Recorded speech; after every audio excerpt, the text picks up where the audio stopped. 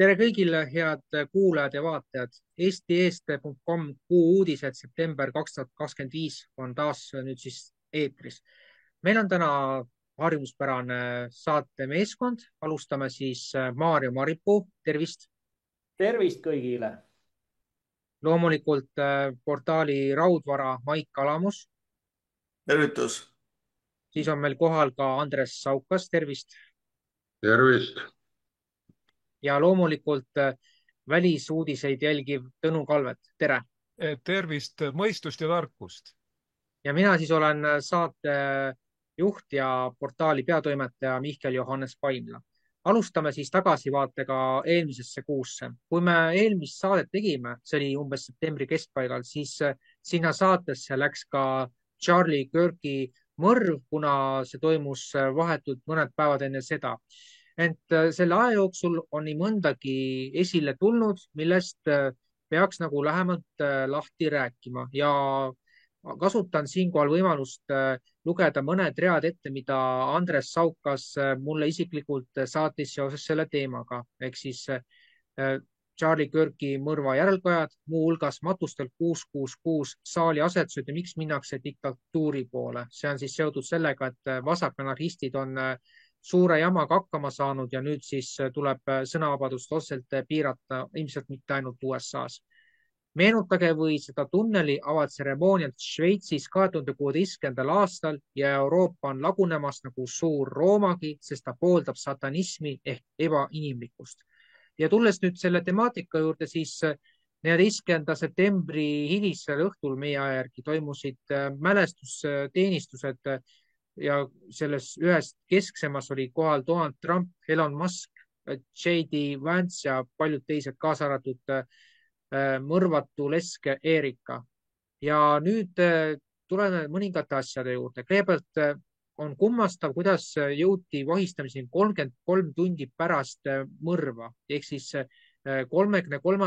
astme vabamüürlased, hakkame sealt pihta ja sealt juba tekib küsimus, et miks sellega tahtlikult venitati. Siis mälestustseremoonia, seal näidati kaardi peal ka ja piltidel loomulikult, et pandi 6 ja 6 erinevates nii-öelda nurkadesse need saali asetused, mis tekitab järjekordselt mulje, et sellel on mingisugune kaugemale ulatuv sõnum lähemate aastate perspektiivis. Ja seose juurde, mis võib olla seotud Iisraeli ja Kirki mõrvaga. Nimelt Charlie Kirk oli viimastel kuudel keeldunud Netanyahult ja üldse Iisraeli nendelt agentuuridelt, kes teda seni olid rahastanud, raha vastu võtmast ja nagu nüüd on ka teada, siis juba juulikuus oli Trump Kirki peale niimoodi vihastanud, et nende vaheline jutt jäi senisest märksa lühemaks ja see oli kõik seotud selle Iraani-Iisraeli vahelise sõjaga, mis ilmselt lähikuudel saab veel suuremat hoogu ja see võiks tähendada reaalselt, et sellisel moel sõdade peatumist pole siis enam ette näha, kuna on levitatud spekulatsioone, et USA läheb kõikide riikide vastu, mis on Venemaa ja Hiinaga otse või kaudu seotud. Aga siit nüüd küsimus, et miks siis Charlie Kirki mõrv on seotud vabamüürlaste numbritega? Näited on siin nüüd ilusti teile kõigile ära toodud ja Andres, sina saad esimesena sõna. Mõistust ja tervist. Kordan veel üle. Näete, mul on siin kõrval 3 ainsuse pilti. Üks on Dmitri Mendelejevi oma, teine on Jaan Järvik oma.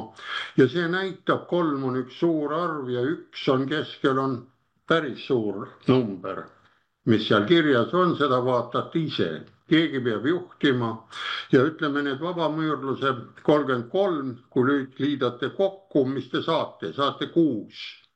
6 on selline ilus keskpaigane number, kas lähed 3 peale tagasi või lähed 9 peale.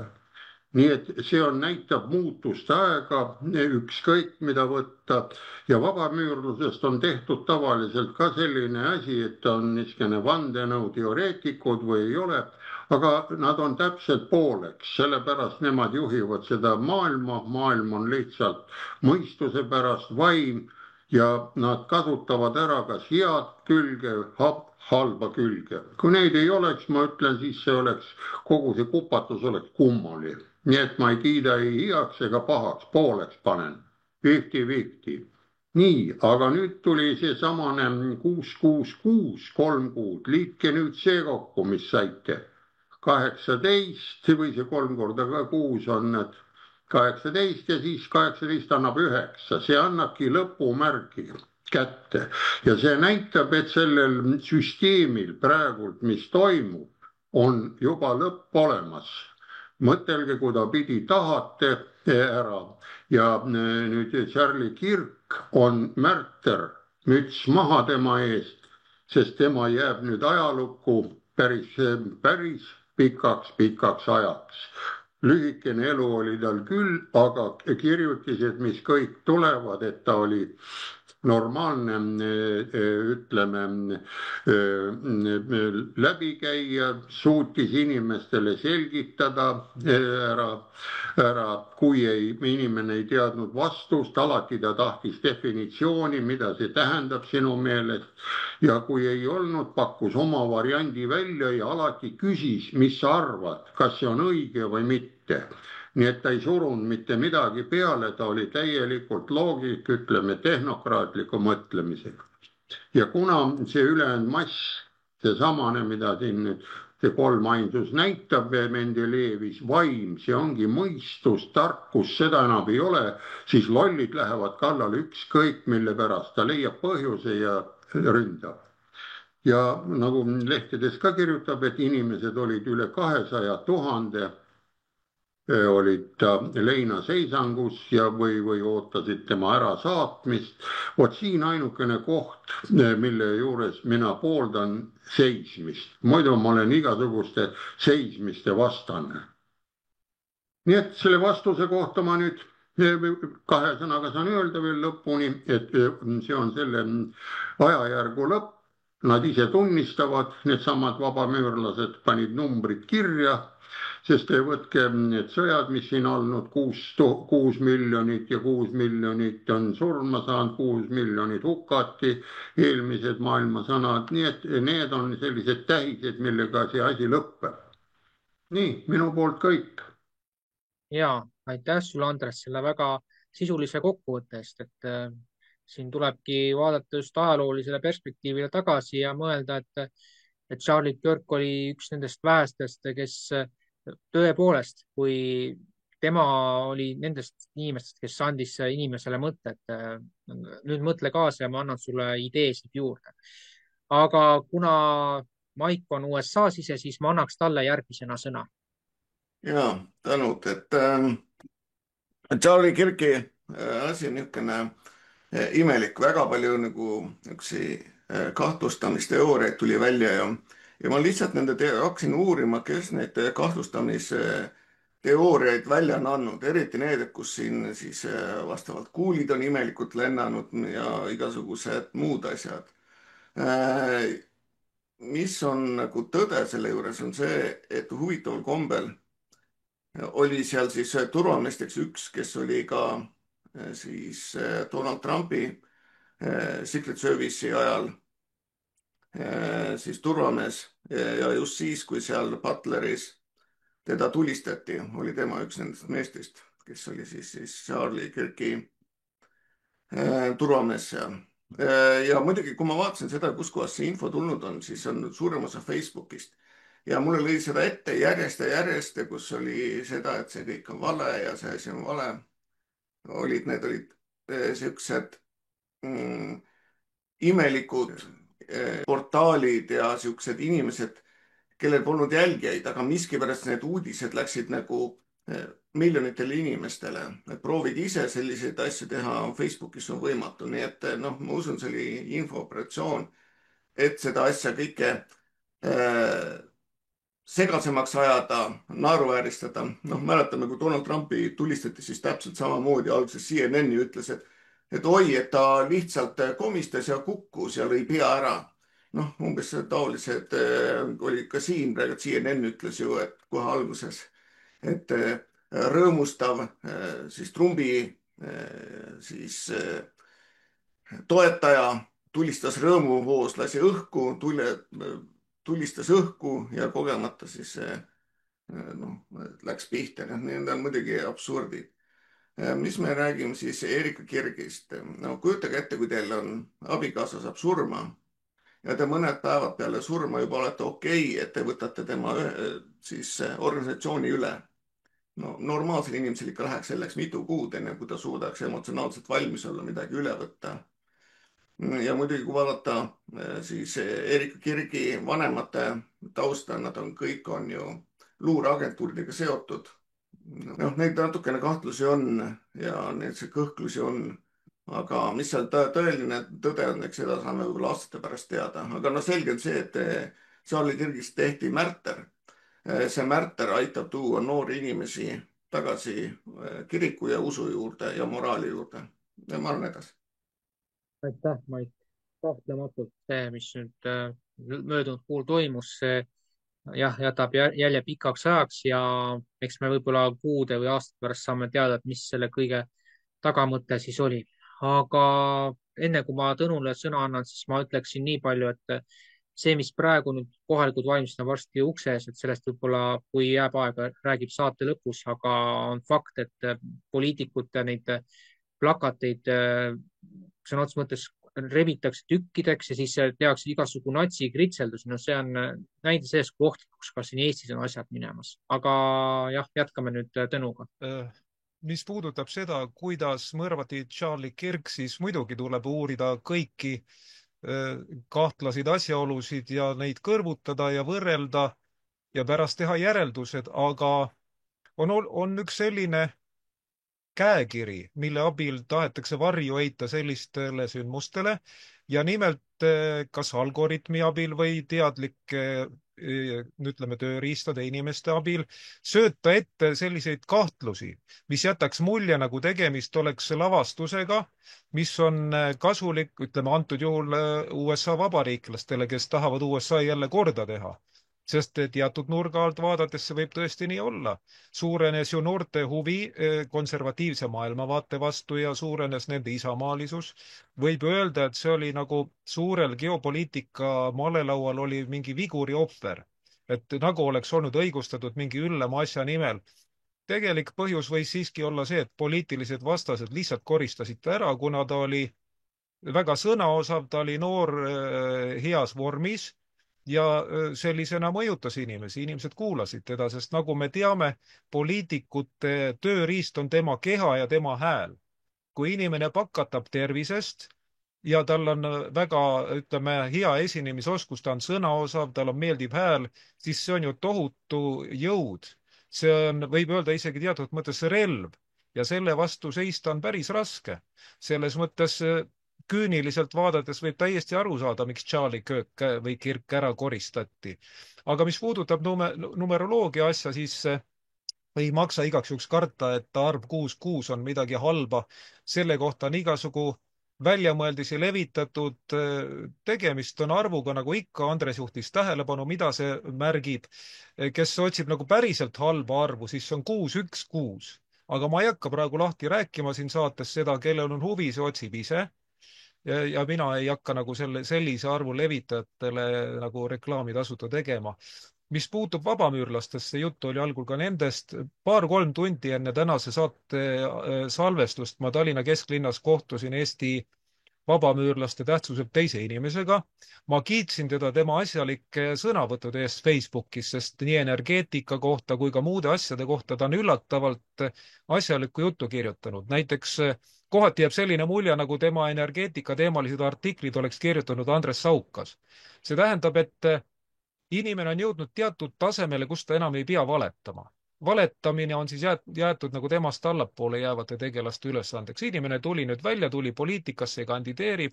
Tema ülesanne ei ole enam valetada. Kui ta jõuab võib-olla veel kõrgemale, äkki siis valetab, aga praegu ühesõnaga niisugune meeldiv inimene, tehnokraat, mis muidugi ei tähenda, et ta eelnevad teod Viimseni selles rollis oleks pidanud meeldivad olema. Lihtsalt püüdkem siingi säilitada kainet mõistust, tehnokraatlikku lähenemist. Selline sai praegu minu vastus. Jah, aitäh.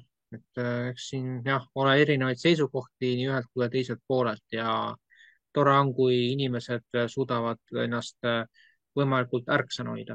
Aga Maarjo, sinu selle teema lõpusõnad. Aitäh.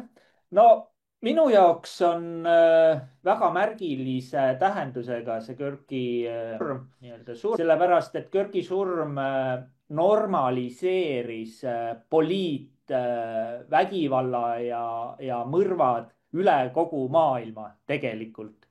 Et kui te mäletate, nii kui see pauk käis, kuidas siis kõik, ka meie väljaanded hakkasid rõõmust hõiskama, et umbes ta vääriski seda surma ja umbes ta ise küsis ja see näitab seda, et normaliseeritakse sihuke jama.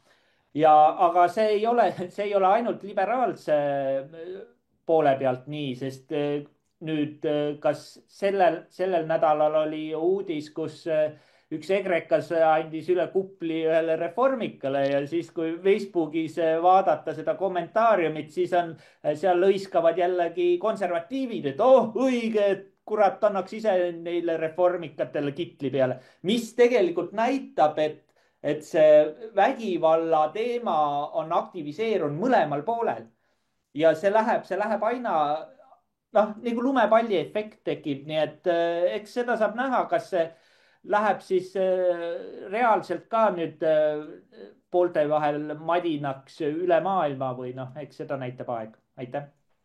Ja aitäh, et see intsident juhtus Harku vallas ja nagu on väidetud, siis reformierakondlane oli järjest enam provotseerinud seda konflikti, nii et ei tahaks küll siin olla see mustade sõnumite tooja, aga väidetavalt tahetakse, kui meil 2027 mingid valimisi üleüldse on, et tahetakse siis juba minna samale tee nagu täna nüüd siin USA-s. Aga loodan, et see nii ei lähe, aga jälgime arenguid. Selle teema koha pealt nüüd siis kõik. Järgmisena räägib järjest eskaleeruvast konfliktist USA ja Euroopa Liit versus Venemaa. Nagu me teame, Euroopa Liit on viimased aastad veendunud Ukraina toetaja, aga nüüd umbes 9 kuud pärast Trumpi teistkordset võimule tulekut võib juba tänaseks öelda, et Trump on võtnud Ukraina sõjaga enda südameasjaks ja väidetud on droonide massilist saatmist, aga ka tomahawkide saatmist. Ent see asi pole siiski nii mustvalge, kui meile seda väliselt näidatakse ja kuigi siin nüüd seoses Poola droonidega, millest Tõnu kindlasti hiljem räägib, võib-olla siis, et on jutuks olnud, et Euroopa Liit laseb Vene lennukid alla tulistada ja meil on siin ka omajagu sõjapistrikke, kaasa arvatud Mihkelson, kes lausa foorumil teatab, et tuleb Vene lennukid alla tulistada, nii et me oleme juba sellisesse ohtlikusse faasi sisenemas, et hoia ja keela. Aga küsimus puudutab siin veel ka seda konfrontatsiooni, kuid enne seda veel korra puudutaks nagu seda, mida siin Andres Saukas on maininud, et millega Euroopa Liit neid siis alla tulistama peaks. Vene lennukitel on enda kaitseks olemas GLONASS, satelliitside ja samas ta saab segada GPS-i, mis on lääne analoog, nagu ise tahab ning küsimus siis selliselt, et milliseks kujuneb konfrontatsioon USA-l ja Euroopa Liidul ühiselt Venemaa vastu. Andres, nii mikrofon. Nii, mikrofon oli kinni, nii nagu on, ega suude pealt ja huulte pealt peab lugema, nii nagu meil see Kaja Kallas ütles, lugege mu huultelt. No ma proovisin ka, aga näed, ei saa rahva soovidega peab arvestama. No ja vastus on lihtne, vaadake, sõjas kõigil on omad relvad ja relvadega, kes on praegu üle läinud, see oli see Kalasnikov on kõige asi, mida on ehitatud 47-ndast 49-ndani ja need lasevad vee all, lasevad vee peal, lasevad kuuma ilmaga, lasevad ära.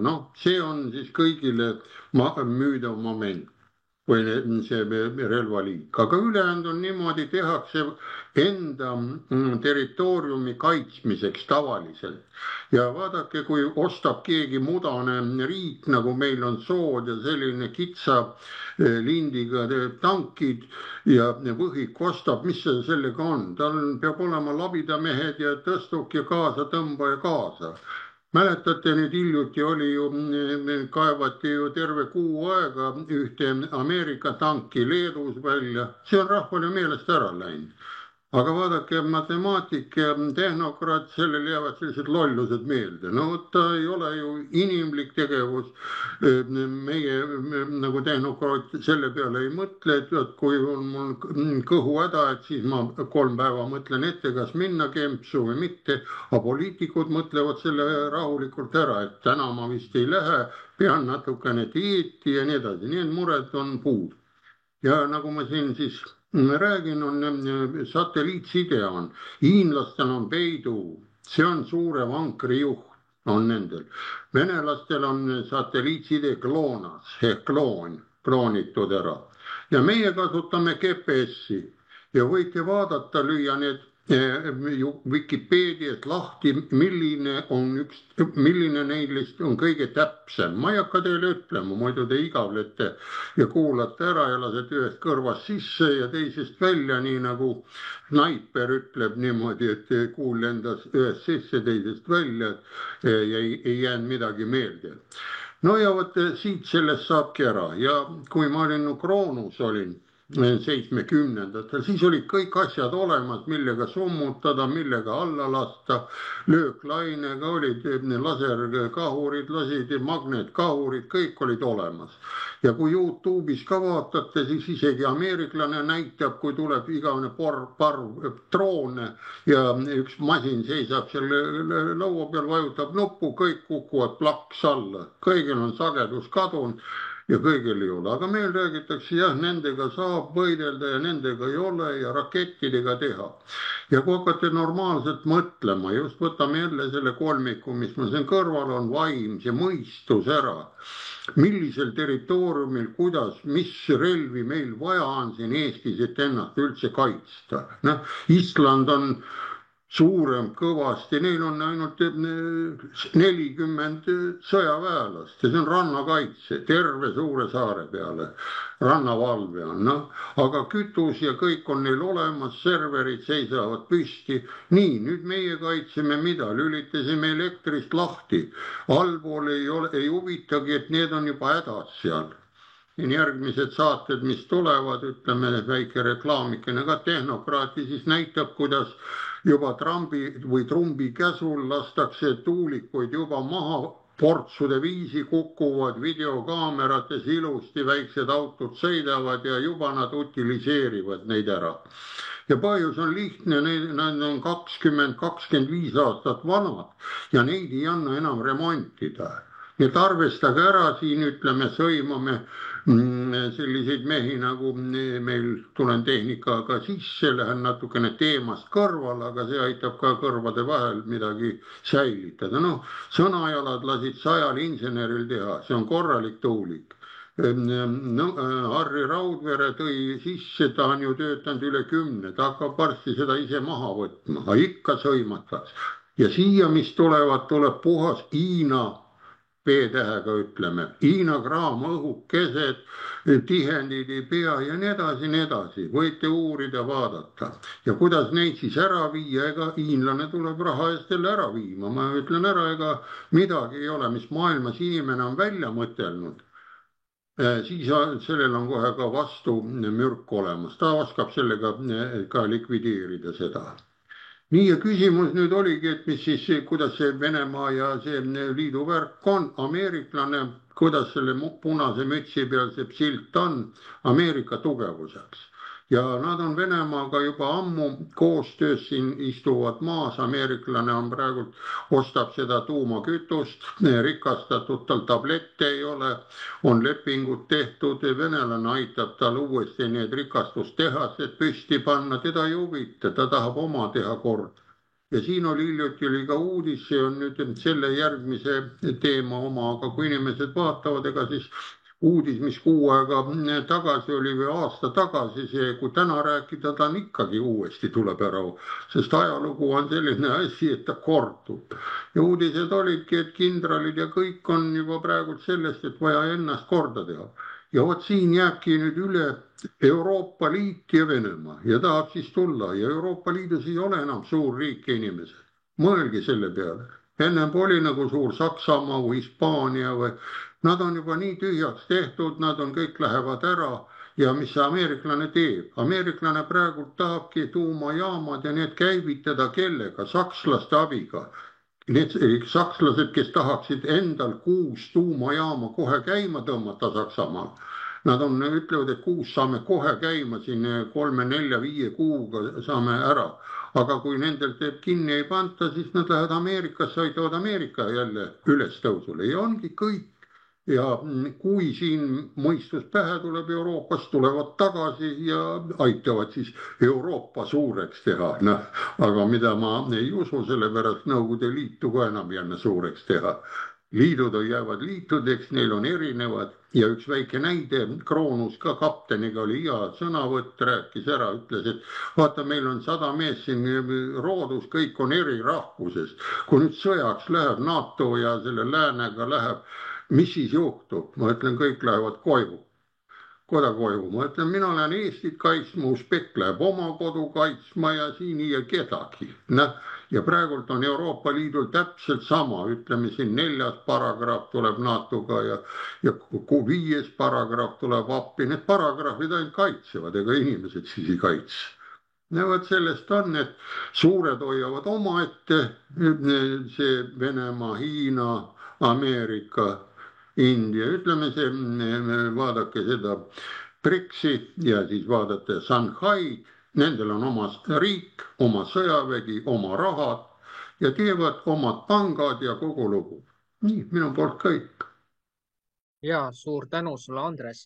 Kaheldamatult tehnoloogia määrab ära, kuidas riigid suudavad vastu pidada ja millised võimekused neil on. Aga väga hea ka, et sa tõid selle tuulikute teema sisse, sest et ma lisan siia juurde, et mida utiliseeritakse, siis kindlasti tuulikuid, nende labasid, aga kes mäletab, siis mõned kuud tagasi tekkis Eestis väiksemat viisi skandaal, kus tuulikulaba maeti maa sisse. Sedasama tuulikulaba, milles täitmises kasutatakse bisfenooli ja seda mürki meile pakutakse siis sõna otseses mõttes peale. Ja üks asi on veel, et 20-25 aastat on nende eluiga, aga neid põllumaasid, kus on tuulikud varasemad olnud, neid ei saa ju enam kasutada, sest et sinna on massiliselt mürki ju ladestatud ja sellest nüüd, kes portaali soovib uurida, siis tasub selle kuu alguses oli sellest ka juttu. Nii et hea lugemine, kes vähegi näiteks CDF-i otsib meie portaalist, et seal on kõik see ära mainitud.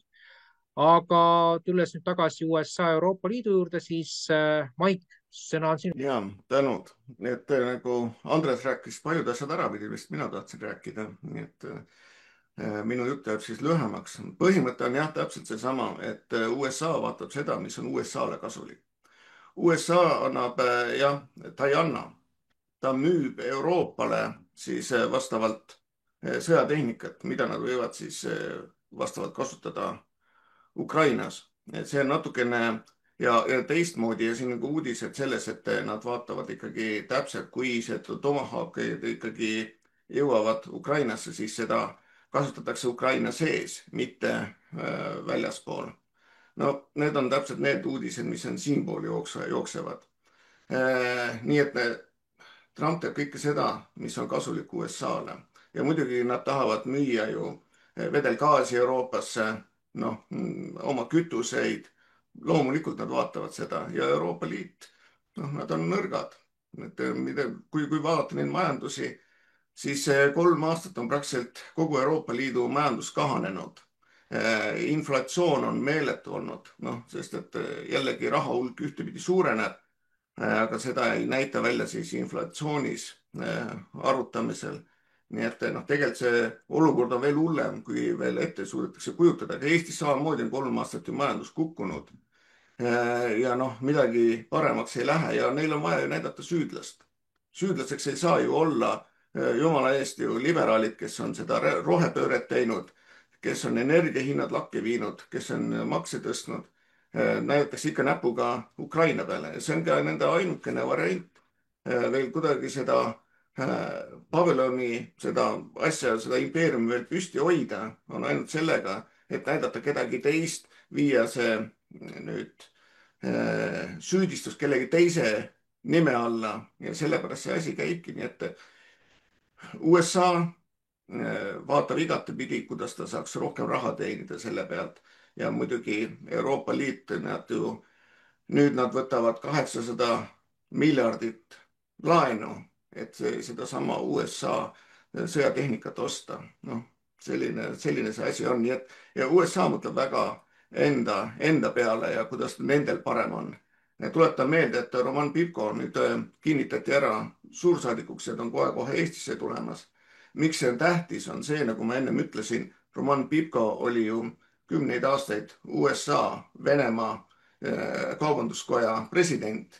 Nii et on selge see, et kui selline mees saadakse Eestisse, siis seal peavad hakkama muutused toimuma. Ja ma olen edasi. Ja, aitäh. Et mis puudutab Roman Pipkot, siis võrreldes selle ajaga nüüd umbes 9 kuud, mil ta esimest korda nimena toodi esile, siis praegusel ajal, ütleme niimoodi, ma suhtuksin temasse võrdlemisi ettevaatlikult, aga vaatame, mis siin hakkab oktoobri lõpus või novembris toimuma. Aga miks? No siin on lihtsalt vaata nii palju nagu vett merre voolanud, et ühelt poolt nagu jah, see, et järjest enam nagu küll püütakse kaubandussidemeid sõlmida. Augustikuu kohtumine küll tõestas seda Alaskal, aga samas see, mis nüüd siin Eestis nagu järjepidev sõjapistliku käitumine on toimunud, et see nagu, no ütleme, et järjest vähemaks jääb nagu võimalusi, kuidas seda asja normaalselt reguleerida. No kui me vaatame seda Roman Pipkot inimesena, siis mulle on ka siin öeldud, et näed, et juut ja venelane ja kas siis parem oleks olnud, kui oleks toodud keegi neeger Mosambiigist. Et see on nii absurdne, keda te siis lootsite, et pannakse sinna ette, et Jürgen Ligi või kedagi teist, et selge on see, et me peame vaatama selle prisma järgi, et meile tuleb Eestisse korralik konservatiiv inimene, kes teab, kuidas Eestis asjad käivad, ta teab täpselt, kuidas Eestis korruptsioon on, ta teab Venemaa turgu, nii et mina näen siin ainult positiivset asju. No jah, kokkuvõttes võib öelda, et ta on kõikidest nendest kandidaatidest, keda siin võib-olla laual pakuti üks, ütleme siis paremaid, aga aeg annab arutust. Aga mis puudutab veel seda Euroopa majandust, siis tasub jah mainida, et Saksamaa koha pealt. Saksamaa on ise ju järjest enam majandusauku kukkumas ja kui Saksamaa kukub, siis kukub sisuliselt kogu Euroopa ja Hispaania, me teame ju, mis kevadel toimus, mindi ju 0 elektri peale ja kohe tuli selle järel pauk, mis puudutas vast peaaegu poolt Euroopat. Nii et minnes täieliku 0 energia peale, siis me saame ainult selle, et meil polegi varsti enam kusagil elektrit toota, et see on ikka hullumeelsus, mida siin tehakse. Aga siinkohal siis annaks nüüd jätkusõna Tõnule. Eelnev jutt oli nii huvitav, et mul tekkis lausa mitu pidepunkti. Ma pole küll juut, aga hakkan seekord lõpust pihta, võtan ette Hispaania. Paar päeva enne siia saatesse tulekut ma sattusin peale sellisele uudisele, kus Donald Trump oli ähvardanud Hispaania NATOst välja visata. See käib küll selle saate kohta, mis käsitleb oktoobrikuud 2025. Edaspidi käsitlemegi seda põhjalikumalt, aga see näitab, kui olulised on riikide juhtide vahelised inimlikud suhted, sest kui Hispaania peaminister Pedro Sánchez ja Donald Trump ei saa hästi omavahel läbi, siis see toob kaasa ka sellised avaldused. Iseenesest, et Trumpi sellel avaldusel ei pruugi mingit jõudu olla, sest NATOs ei ole mingit mehhanismi ette nähtud, kuidas lihtsalt niisama lambist saaks mingi liikmesriigi välja arvata, olgugi kõige mõjukama liikmesriigi juhi soovi järgi. Ühesõnaga, see on teostamatu, aga see näitab selgelt suhtumist. Teine asi, mis puudutab Roman Pipkod, ta on juut Ukraina nimega ja minule on tema siia saatmine täiesti meeldiv üllatus, sest meil kogemus näitab seda, et kui tuleb USA-s mingi uus president, siis ta hakkab saadiku kohti jagama nagu mingeid auameteid. Ta jagab nendele oma toetajatele, oma sõpradele ja enamasti selgub, et need inimesed ei vasta üldse nõuetele. Nad ei oska selle asukohariigi keelt, nad ei tunne selle asukohariigi ajalugu, kultuuri, nad lihtsalt lähevad sinna seda aega nagu ära elama või läbi töötama, eks ole. Ja selles mõttes on väga meeldiv, et tuleb siia inimene, kes oskab eesti keelt, kes tunneb Eesti olusid, kes on Eestis sündinud, kes on lõpetanud Tartu Ülikooli, ta on säilitanud sideme Eestiga, tal on oma tutvusringkond siin ja tema, ütleme, käitumise põhjal saab öelda, et tegemist on targa juudiga, mitte rumala ehk alatu juudiga, keda siis juutluses nimetatakse Amaleki järeletulijateks. Nii et võib öelda, et näiteks, noh, ma ei hakka nimetama neid inimesi, juute, maailmas on tuntud juute, kelle kohta võib öelda, et need on Amaleki järeltulijad, sellised alatud sadistid, lurjused. Aga Roman Pipko jätab sellise mõistliku mulje, haritud inimese mulje, ma arvan, et temal on jõudu ja tal on ka tahtmist kutsuda Eesti poliitiline eliit korrale ja see, et meie liberaalid või õigemini liberastid praegu laiutavad, see asi lõpeb ära. Ma olen üsna kindel, mitte sellepärast, et Pipko tahaks kogu südamest Eestile head teha või et Donald Trump tahaks Eestile head teha, lihtsalt nende huvi on selline, et nad ei pea toetama pistrikke. Kui nad leiavad Lääne-Euroopast lollid pistrikud, kes maksavad relvade eest, siis nad muidugi kasutavad selle ära, aga minul vähemalt on jäänud selline mulje, et USA ei ole huvitatud, et Eestis säiliks pingekolle siin kohe Venemaa piiri lähedal. Ja meie mingid kõrged sõjaväelased või poliitikud räägiks sellest, kuidas paneme aga keskmaa rakettidega Peterburi ja Pihkva peale, eks ole, või Pihkva pihta. Ja kui tulla selle allatulistamise juurde tagasi, millest läks ju nagu alguses jutt lahti, mäletan õigesti, Mihkel, eks ole, siis mina leian, et Euroopa Liidul ei ole nagu praegu jõudu seda teha. Euroopa Liidu kaitsevõime rajaneb suuresti USA vägedel, kes veel on Euroopas. Kui USA viib oma väed Euroopast välja, siis Euroopa riigid peavad vaatama ise, kuidas nad toime tulevad. Ja mis siis selgub? Selgub, et sisuliselt ainukene kaitse, mis on enam-vähem tõsiseltvõetav, on tuumaraketid. Prantsuse ja Suurbritannia tuumaraketid. Ülejäänud relvastus on kas ebapiisav, no ütleme, kui ta on ka, ütleme, piisavalt kõrgel tasemel, ta hulgalt on ebapiisav, või ta on vananenud, või ta on rikkis. Ja väga tähtis on ka see, mis vormis on, millises kehalises vormis on sõjaväelased. Hiljuti just tuli selline teade, palun väga, kuidas Poola kaitseminister on tõsiselt mures, et Poola kaitseväelaste hulgas on üllatavalt palju, ebameeldivalt palju ülekaalus või ülekaalulisi kaitseväelasi.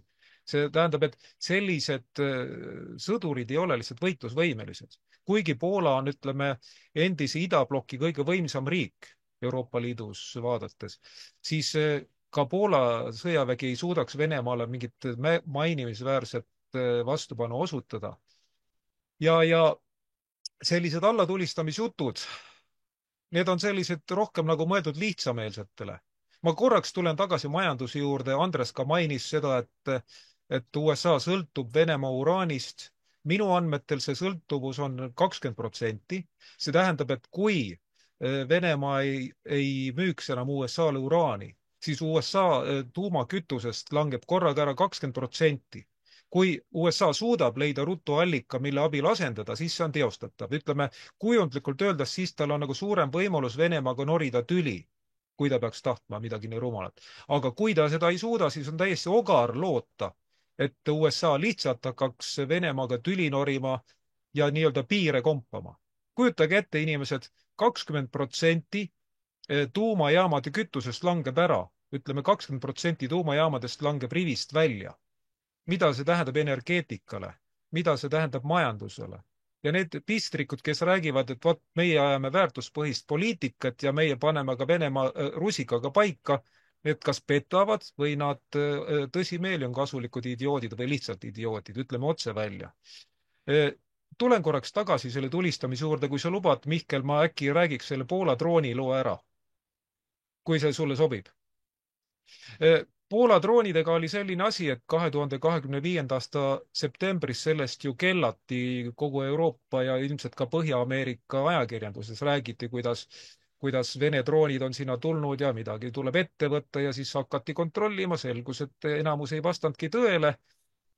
Ja ma mäletan, see oli 22. septembril 2025. Donald Tusk käis kuskil maakohas, pidas seal pressikonverentsi ja siis ta ütles, et jah, et Poola on küll valmis kõik Vene lennukid ja droonid alla tulistama, aga seda ainult tingimusel, et tema selja taha tuleb kogu NATO. ja see oli reageering siis Tšehhi presidendi Peter Paveli 20. septembril tehtud üleskutsele Tšehhi rahvustelevisioonis, et jah, et tulistage aga kõik need Vene lennukid ja Vene droonid alla, kes tulevad NATO liikmesriikide õhuruumi.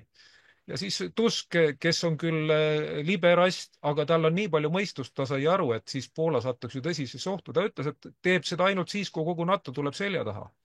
Ja on selge, et kogu NATO ei anna selleks heakskiitu. Järelikult Tusk läks kindla peale välja, ta teadis, et sellest ei tule midagi välja. Teine asi, nädal aega varem, 15. septembril 2025 vahistati Poolas üks 21-aastane Ukraina kodanik, noormees, selle eest, et ta oli lennutanud presidendi lossi kohal Varssavis ja siis veel valitsusasutuste koha peal drooni. Ja ta saadeti riigist välja, talle väänati korralik rahatrahv 4000 slotti ja siis tal keelati tulla nii Poolasse kui ka kõigisse teistesse Schengeni riikidesse 5 aastat. Tal oli ka üks 17-aastane tütarlaps, kas tema pruut või kes see oli, temaga kaasas, see lihtsalt kuulati üle, sellele ei tehtud midagi. See elukaaslane või see pruut oli tal Valgevene päritolu. Miks ma seda mainin? Sellepärast, et minu andmetel Eesti peavoolumeedia ei ole seda juhtumit kuskil maininud. Vähemalt meie saade on siis see, kus see fikseeritakse. Ja see vajadusel ma olen valmis andma allikaviited. Noh, et Ukraina kodanik lennutas drooni Poola presidendi palee kohal ja sellest ei tulnudki Eesti peavoolumeedias suur skandaal. Praegu ma arvan, et drooni teema lõpetuseks nagu piisab, selle allatulistamise teema lõpetuseks. Aitäh, Mihkel! Ja aitäh, Tõnu, et sa võtsid selle teema pikemalt lahti rääkida. Et tulles nüüd veel varasemalt mainitud asjade juurde, et majandusteemad ja selline, siis ma paari sõnaga puudutan ka seda, et heaks näiteks on ju see, et tõin siin ennist välja, et Saksamaal võlakoormus on plahvatuslikult kasvamas, majanduslangus niikuinii. Prantsusmaa tähendab, tal on võlakoormus juba üle 100% ja asi läheb veel grotesksemaks, et meie sõjapistrikud Eestis võtavad ju 4,5% ulatuses eelarve defitsiit, siis iga aasta laenatakse 2 miljardit. Intressid ka kasvavad, siis varsti on Eesti ka üks nendest riikidest, kes pankrotti lähevad ja mis samal ajal näiteks teevad väärismetallid, et kes uudiseid on jälginud, siis viimasel ajal on kulla hind tõusnud lausa $4000 untsi kohta ja hõbeda hind on ka siin ikka vähemalt midagi umbes $50, aga ennustatakse, et järgmise aasta-kahe jooksul võib see reaalselt tõusta 3-kohaliseks, nii et minu meelest see on märk sellest, et maailma majandused on ühel hetkel kokku kukkumas ja seda nii Ameerika pinnal kui ka Euroopas, sest et võlatase on lihtsalt meeletult suur ja ma ütleksin lihtsalt veel siia selle juurde, et miks Ukrainasse veel pole neid Tomahawke ja muid asju saadetud sellises mahus, on seotud selle demokraatide ja vabariiklaste vahelise konfrontatsiooniga, eks 1. oktoobrist on ju USA valitsus suletud, aga sellest siis kaua see kestis ja mis selle järeldused saame teha, sellest räägib siis novembris. Aga nüüd lõpusõnad Maarjal. No aitäh. Selles suhtes ma täiesti ühtin eelkõnelejatega, et Pitko oma Eesti juurte tõttu on ainus ja õige valik. Ma ei näe kedagi teist. Aga siinkohal nende Tomahawkide saatmine oli ju niimoodi, et kui Zelenski neid tahtis, siis Trump kohe küsis, et milleks sa neid kasutad. Ja täiesti põhjendusega, sellepärast et neid samuseid rakette ju USA satelliidid juhivad. Ja Venemaa president on öelnud, et kui Ukraina saab need Tomahawkid, see on eskalatsioon suuremaks sõjaks, sellepärast et siis reaalselt ju USA juhib neid rakette Venemaa siseterritooriumile. Et see on täielik sõja eskalatsioon ja ma olen täiesti veendunud, et USA ei anna neid relvi, sellepärast et nad ise peaks neid ise juhtima. Ja see ongi see point. Jah, aitäh. Aitäh, Maarjo. Ja loomulikult, nagu Putin on öelnud, et kui neid relvi antakse, siis see tähendab Venemaa-USA suhete senisel määral, nagu ta senini on olnud, märksa suuremat külmenemist, aga eks aeg näitab, mis siin tegelikult saama hakkab. nii palju siis sellest teemast. Nüüd siis aga räägime sellest samast EID Šveitsi referendumist, mis siin aset leidis 28. septembril aastal 2025.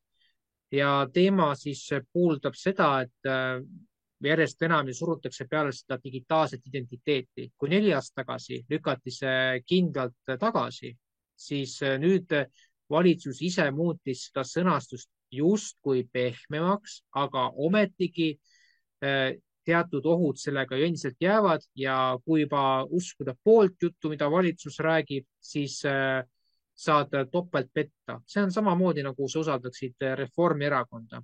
Aga tulemused tegelikult olid üsna napid. Hääletamas käis ju alla 50% ja nendest alla 50%-st poolt oli kuskil umbes 50,4%, ehk siis me räägime kuni mõnekümnest tuhandest häälest, mis otsustas ära see referendumi tulemuse. Ja teatud mõttes Euroopa tasandil see on pretsedent, aga ärme unusta, et Vietnamis ja Tais, eriti Vietnamis, pandi ju 10 miljonit pangakontot kinni ja seda kõike sellepärast, et nad ei lasknud ennast digitaalselt identifitseerida, nii et me oleme teatud mõttes ohtlikud teeläve künnisel ja ma arvan, et kui seda järgmise aasta jooksul surutakse mujal Euroopas peale, siis võite kindlad olla, et nad ei piirdu ju ainult sellega, nad tahavad lõpuks, et inimeste sees oleksid kiivid. Aga siitkohalt nüüd küsiks, mida peaks järeldama Šveitsi referendumist ja siis küsimuse teine asetus on see, et ehk on tõesti demokraatia lõplikult pöördunud valesse suunda, alustab Andres. Ütleme viimasest sõnast kinni, demokraatia on vales suunas. Kohe küsime, mis see demokraatia on. On ta hea või halb või ära. Ja praegult me oleme ju katsejänestena siin oma ID-kaardiga, ID-valimistega, vaadake, kui hästi me oleme eeskujuks, kohe kiidame ennast niimoodi, 2 käega tõmbame juustest ennast üles ja kõik näevad meid hästi kaugele antennidega. Aga näiteks mina, kui ma lähen väljamaale, tahan minna, ma ei julgegi enam öelda, et ma eestlane olen. Me oleme nii haritud juba ja nii targad, et ei julge ka öelda, see on minu oma, et ennast ära, sest me oskame ju huultelt lugeda ja mis me siin kõiki oskame teha ju. Mina olen kurt, ma olen pidanud lugema huultelt, sellepärast Nõukogude Kroonuse pirakas käis liiga ligidal, lõhkus mul kuulmekilesid ja aga ajan ära, aga ma ei soovita kõigil neid kuulmekilasid lõhkuda. Ja seesamane, mis toimub, ma ütlen teile ära praegu, kui me suudame siin oma e-valimistega kas või midagi ära teha või näidata, kas või seda viimast väikest rääsakest sealt rusika sees, et siin ikka ta läbi ei lähe niimoodi lihtsalt ja küll teised võtavad ka selle mõistuse pähe ja on üks asi. Teine asi, miks see Šveitsi tahab seda teha? Mäletate, Šveitsit on toodud meil kogu aeg pangandusest kõga suureks bossiks, Šveitsi pank ja see ei anna andmeid välja, see ei tee midagi. Aga võtke mõni paarkümmend aastat tagasi, nii juba ka asjad, et ikka sellel võib ikka andmeid näidata ja teisel näidata. Oleme jõudnud sinna, kus see pangal enam ei ole seda nime ka küljes, ID-kaart ja seda Šveitsi lugu, nii et kõik pangad, ennem oli meil pank oli kullaga seotud, oli teada, kui palju miski on, nüüd ei ole midagi. Kellel on lubatud, see trükib paberit, palju seda metsa on, seda trükib, aga mina võtan seda asja, seda ütleme optimistlikult, sellepärast, et kui on väga paha lugu, pähe on, kõht väga valutab, värk on, siis ma pean ikka jooksma sinna kempsu poole, aga võib ka juhtuda, et vahepeal midagi jõudis enne, kui ma kempsu tulin välja. Ja selle kohta ma tahan öelda, me siin hirmutatakse, tehakse, aga see süsteem ei lähe läbi. Ja sellepärast ongi, näete, see samane 3 ainsus, vaim ja võim on kui hakatakse ID ja muudega piinitlema, inimesel on võimust, ta hakkab kartulit vahetama vorsti vastu, ise teeb liha, võite tulla kontrollima ja tuleb see, kes pakub raha, sellele seda lihatükki ja leivatükki ei anna, ütleb söö oma raha ise ja vot selline on see pool, mida mina arvan. Algus võime kannatada ja olla küll ja nõukaajal oli ka, kõik oli olemas, võrdlesime kodumaal, palju see 1 rubla ja 1 dollar võrdub, süüa midagi ei olnud, aga kui oli mingid külapeod või mingisugune terve naaber tuli külla, siis oli süüa ja lõbu ja õlut ja kõiki oli. Ja palju inimesel seda ülesöömist siis vaja oli, ütleme niimoodi lihtsalt, oli normaalselt. Ja mis see soodustas inimese keha tugevust, füüsilist vastupidavust, mõtlemisvõimet, kui ta oli natukene poolnäljas, ütleme niimoodi, ega siis see inimene ei ole, aga sööd üle, siis hakkab jälle paha ja ma tõin lihtsalt niimoodi füüsilised näitused ja mis ma selle küsimuse kohta ütlen, vaadake need Gotthardi raudteed ja kõik need Šveitsi ja need koleduse pildid ja need tahetakse sealt teha, et see maailm on nagu kole, tule võtta mult laenu, tule võtta surtnaelu. Aga ütlen, mõne aja pärast muutub see panganduse süsteem hoopis sinna idamaa poole, et me kipume võib-olla dollari asemel küsima seal Hiina rahakest või rublakest või midagi sellist. Vot see on see minu vastus. Nii et karta ei tasu, aga peame olema ikka valmis sellise allapoole vöö löömiseks. Ja meil on praegu see võimalus olla, et see e-valimisega suudame ennast nii areenile lükata, et ei oleks 2, 3, 4 päeva ja tuletame jälle meelde ja et Venezuelas võtsime, me olime kohe Venezuela orjad. Praegult ma ei tea, Tõnu ka siin arvab nii kurjalt ära ja mina ka, et mille pärast meil ikka Kaitseliidul on see Ukraina, Slava Ukraina käe peal on, siis võib-olla võtame hoopis selle Ukraina grivnia endale siin peale ja mis me siin võtame, me oleme, hoitakse ühesõnaga pudrukapsad ja söö kuidas tahad, aga normaalne vaatab, lükkab ta kõrvale, teen ise oma söögi valmis. No vot sedasi, lihtsalt. Kui läks teemast natukene mööda, aga ma ütlen, et see igalt poolt katsetatakse just neid nõnda nimetatud vabamüürlaste liigutusi, kellel raha tellib muusika, kellel raha teeb teatri, aga kõik teatrid mulle ei sobi. Siin oli mingisugune imelik teatrietendus ka, kus pornotseeni näidati telekast ja igalt poolt ja et valge naine ja mis seal oli. No, mind ei tõmba sellised asjad. Ja ma arvan, et kes vaimu ja mõistab, neid ei tõmba ka, ta mõtleb ja teeb minu moodi, nagu ma Kroonus olin Kartsas, igavusest hakkasin arvutama, mitu paari kirsasid mahub sinna ruumi, kus ma olen. Läksin segamini küll, aga mul oli kuni õhtuni ja päeval mitu päeva ikka tegevust oli. Ma mõtlen, kas oli 1000 paari või oli 1001 paari, vot see oli mul probleemiks. Aga see, et seal teised vaatasid, et see on lolliks läinud, lasti mind siis välja sealt. No vot, minu poolt kõik.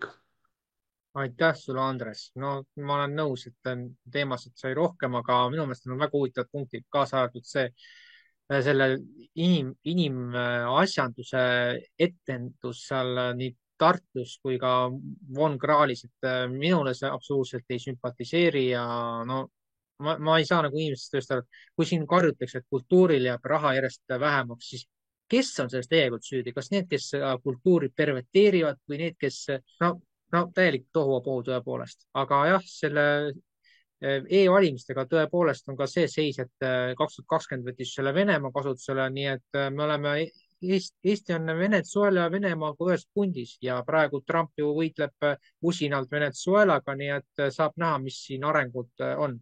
Aga järgmisena annaks sedapuhku sõna Tõnule. Šveitsi selle rahvahääletuse tulemus näitab seda, kui oluline on otsedemokraatia puhul rahvaharitus, sest ainult, ütleme, haritud rahvas saab teha läbimõeldud otsuseid. kui otsedemokraatia on lihtsalt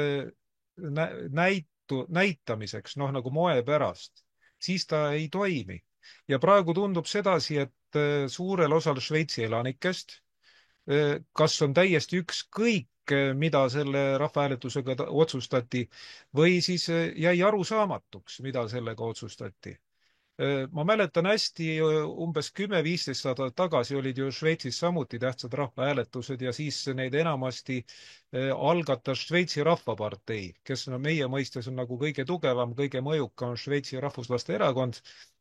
Ja tookord need enamjaolt olid ikka täiesti mõistuspärased ettevõtmised ja ka hääletustulemused tulid kooskõlas terve mõistusega, mitte mingi ideoloogiaga. Aga praegu jätab nagu niisuguse kummalise mulje. Ma mäletan, omal ajal oli ju Eestiski suur vaidlus, et tuleks taastada rahvaalgatus ja suurendada otsedemokraatia osakaalu Eestis. Ja siis osa, sealhulgas ka konservatiive, sealhulgas ka Urmas Reinsalu, tema ütles, et Eesti rahvas ei ole selleks valmis, et rahvas on nagu liiga rumal, et otsedemokraatiaga mingeid põhjapanevaid otsuseid langetada. No tal võis tookord olla õigus, aga seda enam on tal õigus praegu, sellepärast et vaatame, üha rohkem levib selline haigus nagu digitaalne dementsus. Just enne seda saatesse tulekut ma lugesin ungarikeelset Austria-ungarlaste ajalehte Bécsi Naploo ja seal vist üle poole lehekülje oli pikk artikkel sellest, üks arst kirjutas, digitaalne dementsus on tekkinud noortel, ütleme, nutitelefoni sõltlastel. Vanusega ei ole seal mitte midagi pistmist, lihtsalt aju on muutunud ja aju ta ei saa enam nagu süveneda, ta ei saa nagu põhjalikult aru, ta on pealiskaudne ja lühimälu on hästi nõrk. Ja sellised inimesed võib vabalt nüüd lasta otsedemokraatia käigus siis valima, nad teevad soovitud otsuse ja sa saad öelda, et näed, see on rahva tahe. Ja mulle tundub praegu, et Šveits on jõudnud samasse kohta ja täiesti võimalik, et kui Eestis lubataks ka otsedemokraatiat, siis tuleks samasugused otsused. Sest Eesti ühiskond on nüüdseks jõudnud olukorda, kus digitaalne dementsus ehk see nutitelefonide tekitatav ajukahjustus on levinud ikka muret tekitavalt palju. Selline sai minu vastus. Ja aitäh sulle, Tõnu. See on väga, väga hea osundus, mis sa just välja tõid, sest et nende viimase 20 aasta jooksul, eriti nüüd viimased 10 aastat, kus nutitelefone on massiliselt toodetud ja pangem tähele, see on seotud jällegi digitaalse identiteediga, et sina pead olema sõltuvuses digitaalse identiteedist ja nutitelefonist.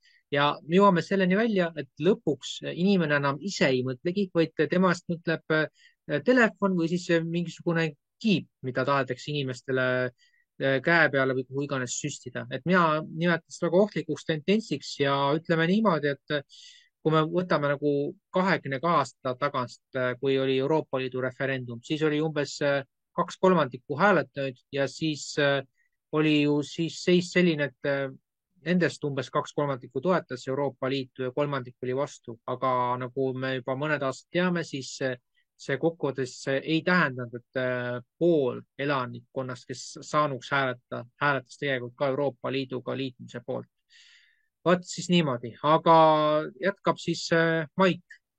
Ja, mul tuleb meelde see, kui see oli umbes 3 aastat tagasi, olin CPAC-i konverentsil ja lihtsalt seal istudes seal laua taga erinevate poliitikutega läks meil jutt selle peale, et missugune see digiriik saab tulevikus olema ja mida üritatakse siis peale sundida. Ja siis üks poliitik ütles, aga teil Eestis ju ongi digiriik ju.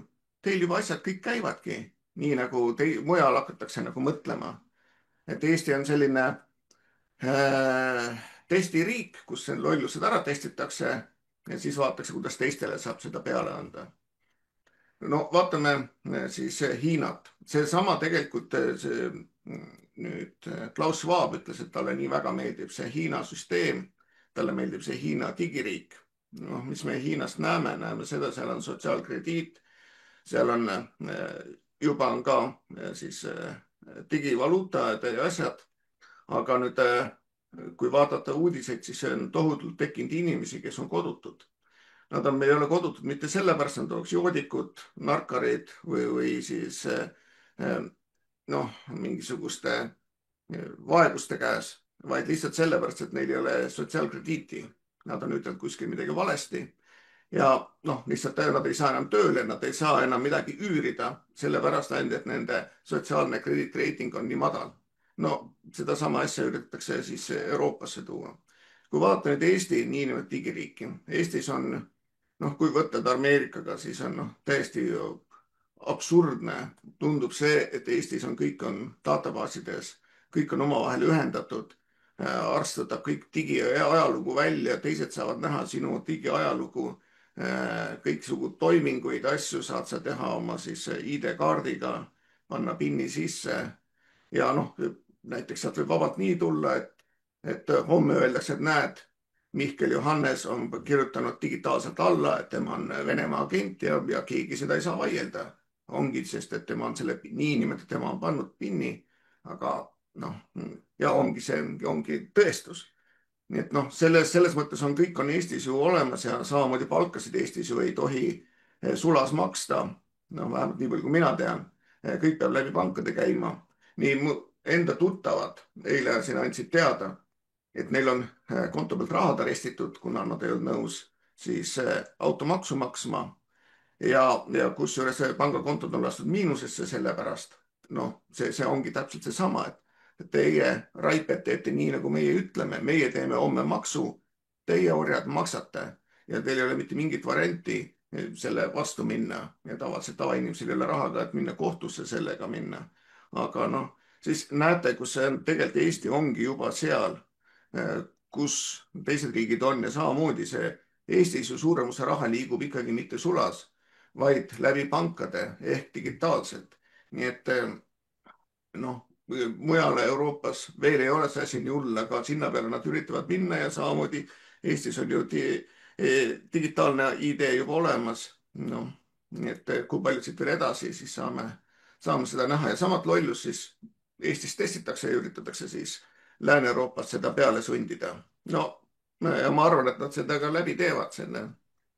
Jah, aitäh, Mait. No praeguseks on nüüd teada sellest, võib-olla räägib järgmisest saats pikemalt, aga Ühendkuningriigid on ka juba sinnapoole liikunud, et niinimetatud ebatervislikku toitu enam igaüks piiramatult võtta ei saa. Nii et meil on siin eeskujulikke riike veel teisigi, aga jaa, seoses selle automaksuga siin ka mina olen lugenud, et näiteks SEB kliendid, neilt on kontodelt raha ära võetud ja asi lastud miinusesse ja see on minu meelest väga selline näide, kuidas samm-sammult minnakse vaatama, kuidas saaks inimesi paljaks röövida ja see, mis sa Hiina välja tõid, jah, see on üks ohtlikke näiteid maailmast ja kui me seda kogu maailmas kasutusele võtaks, siis ei saaks keegi enam oma kodudesse sisenedagi, sest nad ei kuula suurt valitsust. Aga Maarjo, sinu kommentaar. Jah, aitäh. Selles suhtes, et see EID seadus võeti üsna napilt vastu seal Šveitsis, et poolt oli 50,4% ja vastu oli siis 49,6%.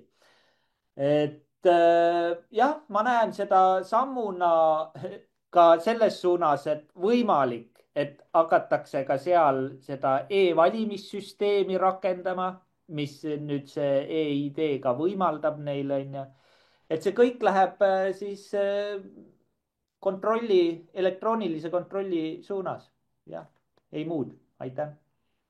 Ja aitäh, et kindlasti ei maksa siin ära unustada, et Genfis asub ju WHO peakontor ja seal plaanitakse ilmselt neid biolaboreid järjest enam püsti panna tulevaseks võimalikuks pandeemiaks. Ja ühe ohumärgi mõtlen siin veel selle teema lõpetuseks ära, et kui WHO juht kuulutab välja järjekordse pandeemia, siis võite kindlad olla, et sõnavabadusega Euroopa Liidus on selleks korraks siis tõesti ühel pool, aga jälgime siis arengut.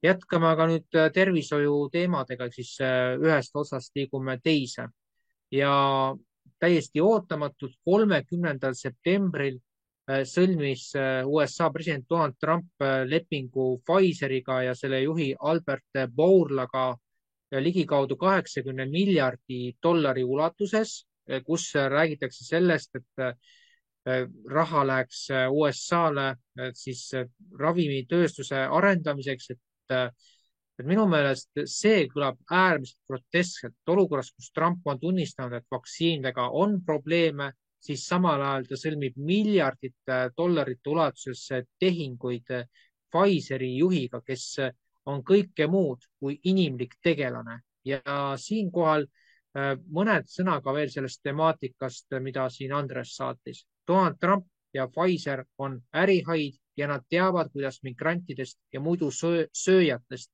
on võimalik kiiremini vabaneda. Ikka vaktsiinid, ikka vaktsiinid. Ja vaadates seda, kuidas praegu USA-s asi eskaleerub, et Chicago näiteks on vastuseisu läinud keskvõimuga ja siin on mitmeid märke veel, et ICE ja siis kohalike vahel on siin asi ikka päris pingeliseks läinud, siis võib eeldada, et nendest muidu sööjatest ja migrantidest nii lihtsalt USA-s lahti ei saada, aga vaktsiinidega on see oht olemas juba kindlasti aastaid, aga praegu eriti teravalt, et meil lastakse see asi reaalselt nagu kontrolli alt välja ja niisuguste ravimite tootmine, nagu seda tehakse hobuste piinamise ja muud sellisega, millega Pfizeri ometigi on tegelenud. Me satume järjest enam küsimuse alla, et miks me sellist farmaatsiatööstust endiselt toetame, et mitte ainult USA-s, vaid ka mujal maailmas.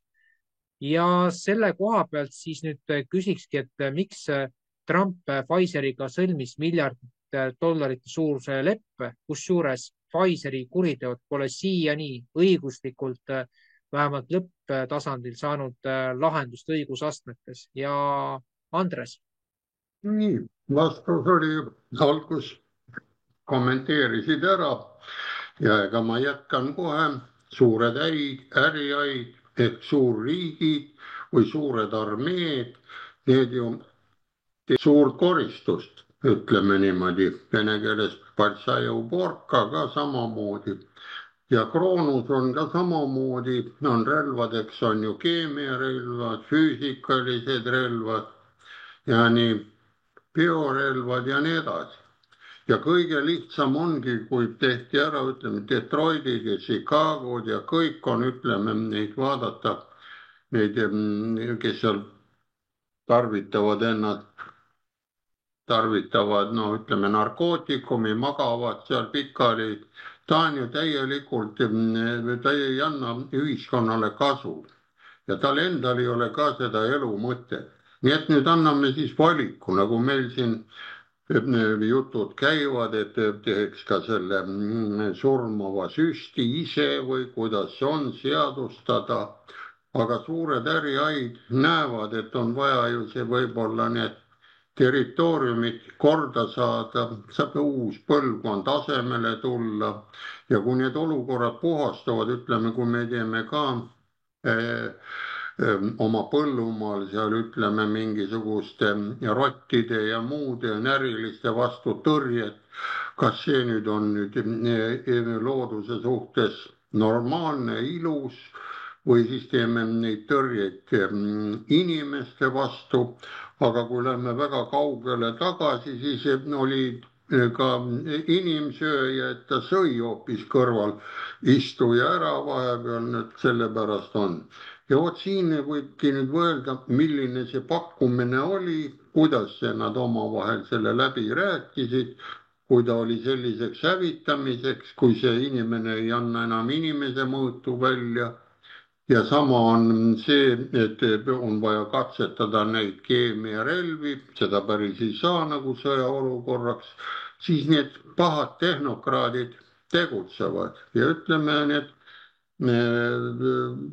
ravimite on seal häid, on seal halbu, aga enamus, kui te vaatate, igasugune keemik, tema võib teha hea tableti teile ja võib ka teha teile korraliku narkootikumi valmis. Nii et siin ongi selline küsimärgi koht, mille jaoks oli, aga põhiline nagu see oli, et see summa oli nii suur, et mõlemad ärimehed otsustasid, nii nagu otsustavad väikeste rahvaste üle suurriigid, nii otsustavad ka ärimehed nende rahva tervise üle. Nii et see on minu poolt kõik sellepärast, et siin kindlasti üks tegi teisele sellise pakkumise, millest teine ei saanud ära öelda. jah, aitäh sulle, Andres. Ja loomulikult, eks vastabki tõele, et ärimeestel on omad huvid mängus, et kes parasjagu on miljarditega, ütleme, saanud suure kasumi, aga vahepeal siin oli ju reaalselt ka aktsiate kukkumisi, kuna siin teatud vaktsiinid USA tervishoiuministri poolt said ju keelustatud, aga jälgime, mis sellest asjast saab, et kas vastab ikka tõele, et Kennedy Jr lahkub ametist, kui ta enam ei saa oma agendat sellel tasandil edasi viia või on seal taga mingisugused muud dimensioonid? Ent kuna Maik on USA-s ühte kui teist võib-olla selle kohta lähemalt kuulnud, siis annaks talle edasi kommentaariks sõna. Ja ma olen selle kohta kuulnud küll, aga ma ei ole kuulnud selle nüüd vaktsiinide diili kohta mitte eriti sõnakestki. Noh, ma tean seda vähemalt, et COVID-19 ja ütleme selle niinimetatud gripivaktsiini, need ei ole ju vaktsiinid, neid ei liigitata vaktsiinide hulka. Ja mina ei ole vaktsiinide vastane. Osad vaktsiinid täiesti toimivad, kui nad on tehtud niinimetatud nagu vana tüübiga, mitte selle mRNA tüübiga. Nii et noh, ma selles mõttes nagu ei oska seda kommenteerida, aga mis siin ametlikult siis televisioonis on olnud, on see, et Donald Trump nii AstraZenecaga kui Pfizeriga tegi diili, et praktiliselt kõikide nende toodetud ravimite hindu langetatakse 50% kuni 75%, mis on, noh, ütleme, tohutu võit inimeste jaoks, sest et Ameerikas on ühed maailma kõige kallimad ravimihinnad, mõnikord isegi lausa 10 korda kallimad kui näiteks Euroopas. Ja see paneb suure põntsu siis kindlustustele ja sinu kindlustusmaksetele. Nii et noh, need infod, mis mul on natukene teistsugused ja on positiivse tooniga, et saadi ikkagi lepingud ära kirjutatud, kui palju nad peavad täpselt investeerima Ameerika majandusse, kui palju nad peavad hakkama koha peal tootma, sest et praegu ju ravimitööstusest 90% toodetakse kas Hiinas või Indias, mis USA-s müüakse. Nii et Donald Trump tegi siis mõlemiga lepingu, et nad peavad hakkama neid vastavad ravimid USA-s tootma ja siis mitte enam välismaal. Noh, nii et eks see ole jälle see, missuguses infoväljas elame, missuguseid uudiseid räägitakse. Noh, liberaalne meedia loomulikult üritab igatepidi kõike, mida Donald Trump teeb, väga halvas valguses näidata. Ja ka, noh, mina kõike nii mustalt ei näe. Ja aitäh. No ütleme siis lihtsalt niimoodi, et eks seal ole võib-olla, kui kõik on, ütleme nii, nagu peakski olema, et ta mõtleb mitu käiku ette, aga eks siis aeg näitab lähemalt. Jätkame siit aga Tõnuga. Minu meelest nii Andrese kui ka Maiki jutt moodustab terviku ja kui need kokku panna, siis saame päris hea seletuse, igatahes usutava tõepärase seletuse. Vaevalt ükski meie saate esinejatest oli sellel koosolekul, kus Trump otsustas Pfizeriga selle leppe sõlmida. Sellepärast saamegi tugineda selle tehingu hindamisel ainult oma senistele teadmistele, senisele kogemusele. Omalt poolt lisaksin praegu seda, minul tekkis seda uudist kuulates selline seos, et äkki tegemist oli järjekordse suure härjahaiga, kes tuli Trumpi poole üle. Sest mäletame, et 2024. aasta sügisel tulid tema poole üle tuulenuusudad ärihaid, Mark Zuckerberg, Jeff Bezos, varsti ka Bill Gates, kes enne olid teda ju ägedalt rünnanud. Aga kui nad pandi fakti ette, et nende äriajamine läheb nagu väga keeruliseks tema võimu ajal, kui nad üle ei tule, siis nad tulid üle või nagu tänapäeva poliitikas öeldakse, et leidsid ühisosa ja väga ruttu. Ja tundub praegu sedamoodi, et ka see Pfizer leidis ühisosa nüüd USA praeguse valitsusega.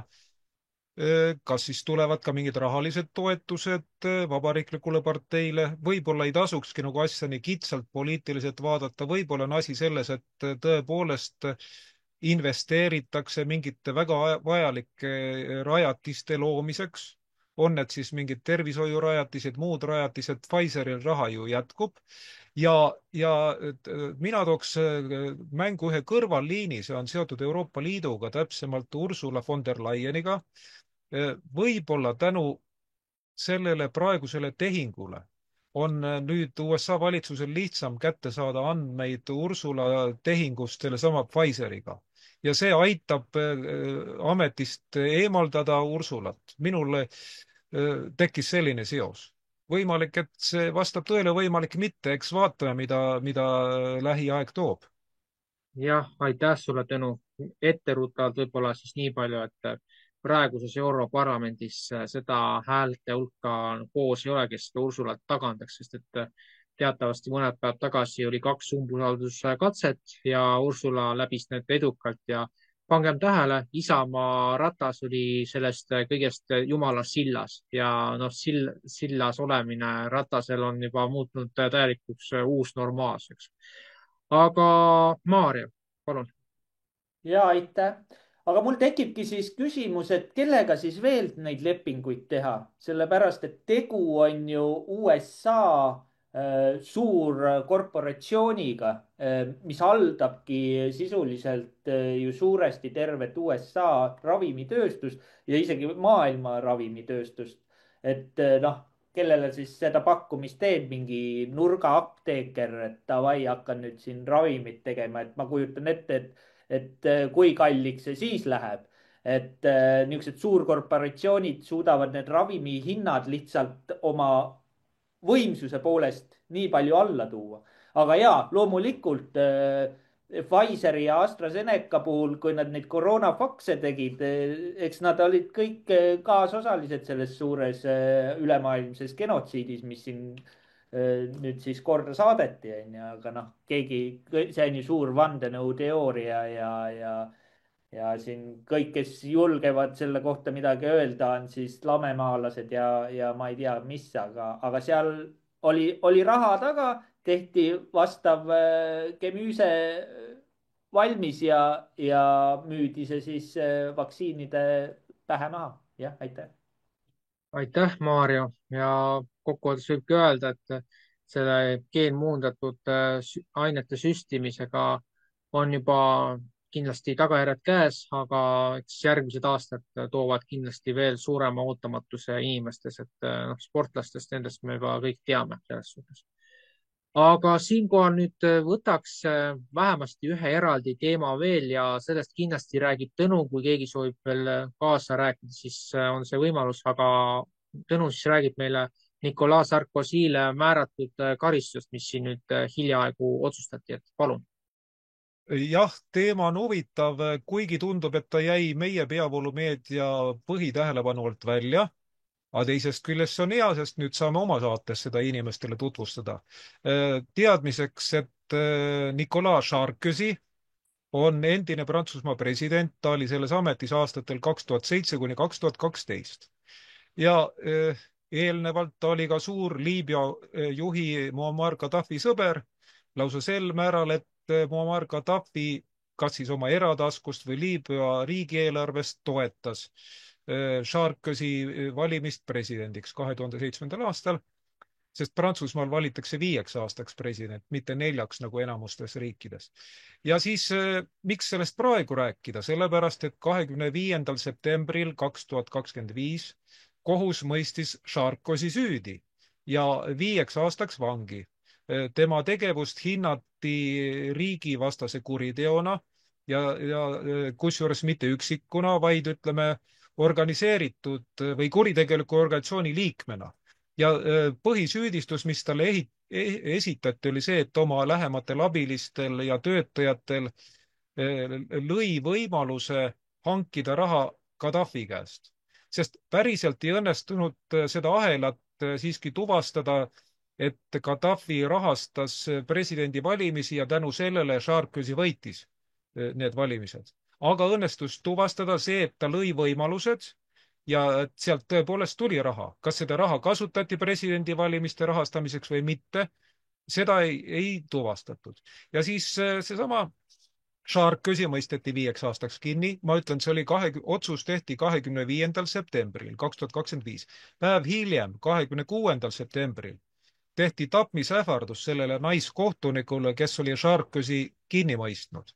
Ja veel päev hiljem Prantsusmaa kohtunike ametiühing tegi sellise ühisavalduse, kus ta avalikustas selle tapmisähvarduse ja ütles, et selline olukord on nagu vastuvõetamatu.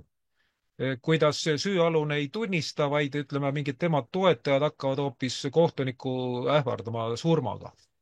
Ja jällegi jah, meie ajakirjandus seda ei kajastanud.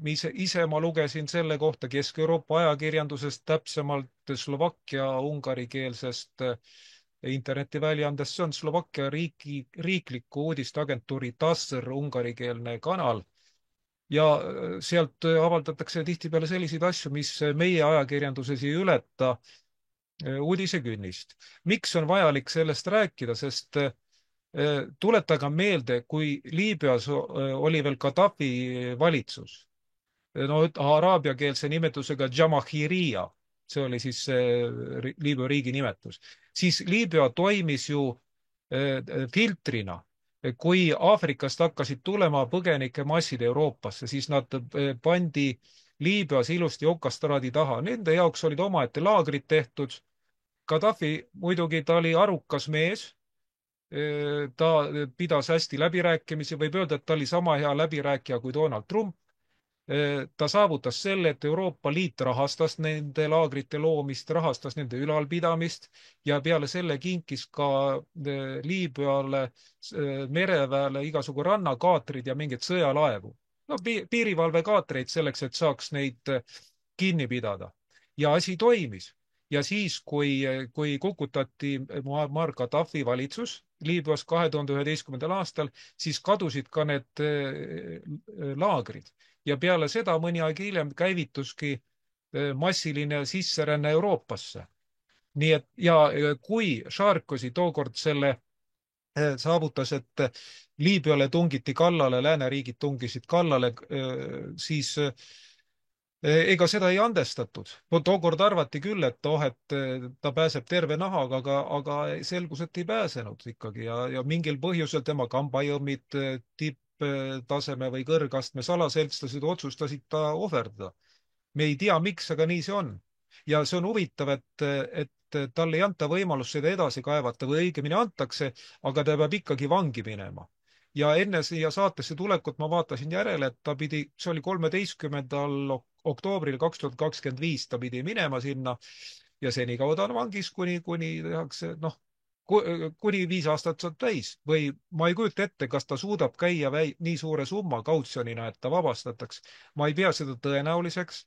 Aga miks seda mainida? Põhjus on selles, see näitab, et need, kes pidasid ennast varem väga karistamatuks, no täiesti karistamatuks, selliseks, kelle peale hammas ei hakka ja kellel on väga tugev seljatagune, need võetakse nüüd ridamisi ette. Meie peavoolu ajakirjandus selliseid asju ei võimenda, aga meie võiks ju teha lausa loetelu sellistest suurtest ninadest, kes nüüd on maha võetud, kes on ette võetud, kes lähevad kinni. Aga Sarkozy kohta nii palju veel, miks ma teda niimoodi hääldan, sest tegemist on Ungari nimega. Ta isa oli Ungari mustlane ja ema oli Kreeka juudita. Ise ta minu andmetel ungari keelt ei osanud. Kunagi aastal 2000, kui ma koostasin ajakirja Horisont juures Ungari teemalist erinumbrit, ma kirjutasin talle ungarikeelse kirja, sest ma tõsimeeli arvasin, et ta oskab seda. Aga selgus, et ei osanud, ta ei vaevanud mulle vastamagi. Ja need, kes nimetavad Sarkozyks, need hääldavad prantsuspäraselt, aga prantslased teatavasti ei ole nagu väga helged pead. Mul on nendega endal kogemusi, kuidas minu pere tuttavad, võib öelda, prantslased vist kuni lõpuni ei suutnud hääldada mu eesnime teisiti kui Tõnu. No, mida sellest rääkida? Ungarlased igatahes ei tunne mingit ühisosa Sarkozyga, mis sest, et ta isa emakeeleks oli ungari keel. Isa muide minu teada suri tal koroonaviiruse hüsteeria ajal. Päris eakana juba, oli kunstnik, haritlane, mitte mingi kalkar mustlane, vaid haritlane. Aga poeg nagu jah, läks nagu halba teed. Ta sai küll presidendiks, aga nüüd sai oma palga. Nii et kui keegi leiab Eesti peavoolu ajakirjandusest selle kohta märke, palun teatada siis Mihklile või mulle. Nii palju Sarkozy vahelevõtmisest. jah, aitäh, Tõnu, et siinkohal tasub jah veel paar asja ära mainida, et selle Gaddafi mõrva osas oli ülimalt rõõmus Hillary Clinton, kes on ju seotud vabamüürlastega jälle ja on mustas nimekirjas maailma mastaabis. Ja meenutuseks veel, et enne seda, kui Sarkozy'st sai president, ta oli ju Prantsusmaal siseminister, nii et omaette kõnekas märk. Vot, aga siis kiirelt küsib, et kas keegi soovib veel sel teemal lisada või läheb järgmise teema juurde? Ma sooviks lisada ühte asja, et miks tookord Liibüale kallale mindi. Mäletatavasti tookord oli Venemaa presidendiks Dmitri Medvedjev ja kui ÜRO Julgeolekunõukogus tekkis arutelu, et kas tuleks kehtestada Liibüa kohal lennukeelutsoon või mitte, siis Medvedjev, kas ta oli lihtsameelne või ta oli kinni makstud, ma ei tea seda. Tema ütles, et hea küll, et hääletage siis, jääge erapooletuks ja Venemaa ja Hiina jäidki erapooletuks. See tähendas seda, et tehti lennukeelutsoon, mis eesti keelde tõlgituna tähendas kambakat Liibüale. NATO riigid korraldasid Liibüale kambaka ehk siis ründasid kambakesi. Ja mille poolest see on läinud ajalukku, sest ma tookord jälgisin ajakirjandust, ka välisajakirjandust väga tähelepanelikult ja see minu andmetel tollase seisuga oli läbi aegade kõige suurem selline NATO või esimene NATO rünnak, kallaletung, kus piloodid keeldusid minemast pommitama, sest nendele anti korraldused pommitada elamurajoone. Ja kui ma õigesti mäletan, see protsent vist oli 20% pilootidest ütles ei, me ei lähe elamurajoone pommitama. Ametlikke andmeid minu teada NATO ei olegi avaldanud selle kohta, nii et Maik, kui sul on kunagi võimalus välja uurida, palun avalikusta need meilegi. Ja tähendab, tookord Venemaa sai väga hea õppetunni. Ta oli ju Liibüa liitlane, ta uskus, et lääs mängib ausat mängu, seetõttu ta ei läinud appi. Kui Venemaa oleks saatnud oma väed Liibüale appi, siis oleks jäänud Liibüa ründamine ära ja siis oleks jäänud Liibüasse alles need põgeniku või ütleme majanduspõgenikele mõeldud laagrid, kus hoiti neid okastraadi taga, kes tahtsid vägisi Euroopasse pressida ja oleks jäänud ära see massiline sisseränne. See oli vajalik märkus minu meelest. Aitäh, et sa lubasid selle lisada, Mihkel. Ja nüüd siis jõuamegi veel ühe teema ette võtta ja see on seotud kohalike valimistega. Nimelt nüüd, kui see saade avaldatakse, siis sellel nädalal ongi valimised käes. On siin tehtud juba mitmeid viiteid, et kuna 13. oktoobrist algab e-hääletus ja kes on märke näinud, siis seal nendes plakates on kujutatud ka Märt Põderit, mis on minu meelest eriti kohatu ja silmakirjalik valimisteenistuse poolt, siis siin võiks nagu hüpoteetselt küsida, et milliseks võib kujuneda nende kohalike valimiste võltsimisprotsent, aga me ei tea seda ise, kuni valimise tulemused on lõplikult välja kuulutatud. Kes mäletab, siis Riigikogu valimiste ajal ju oli väidetavalt juba kõvaketas hävitatud, aga meile imiteeriti selle hävitamist alles umbes kuu hiljem, kuigi me teame, et tänaseks need valimised ei olnud ausad, aga peavoolumeedia endiselt tambib ühte väravasse. Ent nüüd, miks ma sellest kohalikest valimisest niimoodi räägin? Siin nüüd hiljuti oli Narva Delfi debatt, kus olid oodatud Katri Raik, Jaan Toots ja kusjuures Mihhail Stalnuhhin, kes ei ole ometigi linnapeakandidaat. Ja sinna debatile läks istuma plaan B linnapeakandidaat Urbo Vaarman, kellel aga polnud õigus selles saates nagu Delfi poolt osa võtta. Politseiga oli vestlus, mis tagantjärgi võttes oli suhteliselt rahulik, aga Urmo Soonvald väidetavalt oli siis öelnud seda, et linnapeaks saab vaid kas Jaan Toots või Katri Raik. Ja siit tekib küsimus, et miks ta seda ütles, kas tõesti on juba asjad kulissidega ära otsustatud. Ja selle koha pealt siis nüüd veel võiks mainida ära, et mida ütles Andres Saukas varasemates vestlustes, et valimiste võltsimised olid, on ja jäävad, sest looduses valib kõigepealt lõvi suure sööda sööb kõhu täis ja siis keerab magama ning siis tulevad seda saaki majustama väiksemad loomad, kes lõvi und ei häiri, sest lõvi kui suur loom on neile vajalik. Nõuka Kroonus. Ja siinkohal olekski hea, kui Andres võtaks esimesena sõna. Väga jälle meelde tuletada ja võib seda asja kogu aeg korrata. Suurel on alati õigus, aga tuleb näha, kes see suur tegelikult on. Ja suur ongi just see samane, võtame siin see pilt kolmainsuse juurde, ta peab olema materiaalne, peab tugev olema, ta peab energiat olema sees ja mõistust peab ka olema. See on inimeste juures olek. Loomadel on see asi lihtsam, seal on suur, seal on ära pantud, me oleme nad ilusti oskanud reformida ehk erakondadesse panna, et see on kiskja, see on koduloom, see on nüüd väikeloom, see on lind. Nendest me teame kõik paremini. Siis võtame ornitoloogid ja kalad ja vaalad ja seal on ka kiskjad. Seal on näha, et kes on ja seal toimub see valikuprotsess lihtsalt sellepärast, et see samane karja loom, kari jääks järgi ja kiskja on seal, ütleme, farmatseoloogia või arstina tööl. Ta ei saa kõiki kätte ja nüüd just täna või homme ma natukene teadvustan ette ka, tuleb Tõnu oma piltidega uudistekeskuses välja seal, kus 2 oinast lähevad hundile vastu huumoripildina. Ma seda natukene mainin ära, et inimesed vaataksid ka. Ja sellest on, ega karja kõiki ei saa võtta. Ja kuna meil tulevad nüüd need valimised, siis mõelge, kui teil on aju, siis te lähete koha peale, teete kirjalikult, kelle valite, täidate ära. See näitab, et te olete kirjaoskaja, mitte ei ole see digi võib-olla vajutaja, sest niikuinii tulevad need asjad välja, et vanade kodus need õppisid 1 päevaga ruttu need arvutid ja need ID-kaardi kasutamine selgeks. Nii et see on ju kogu aeg, see ei tundu ka enam naljakas, see on ju täielikult selline, no ütleme, ta ei ole satiir ka, ta on iseenda mõnitamine. Ja mõelge, et kas te tahate olla see mõnitatav, see allaandlik või selline rämpsrahvas, ütleme niimoodi. Eesti keel on erakonnas, mul ta on, Juhan Liiv on, see on ilus keel, ta nõukaajal oli ka niimoodi, ükskõik kus sõidad, mõeldi teda ja võrreldi itaalia keelega, lauldi sellist serenaadi ja tuli Jaak Joola või Georg Ots või kõik olid sellised tähed, tipptähed, mida meie otsime siin Schwarzeneggi või selle juures.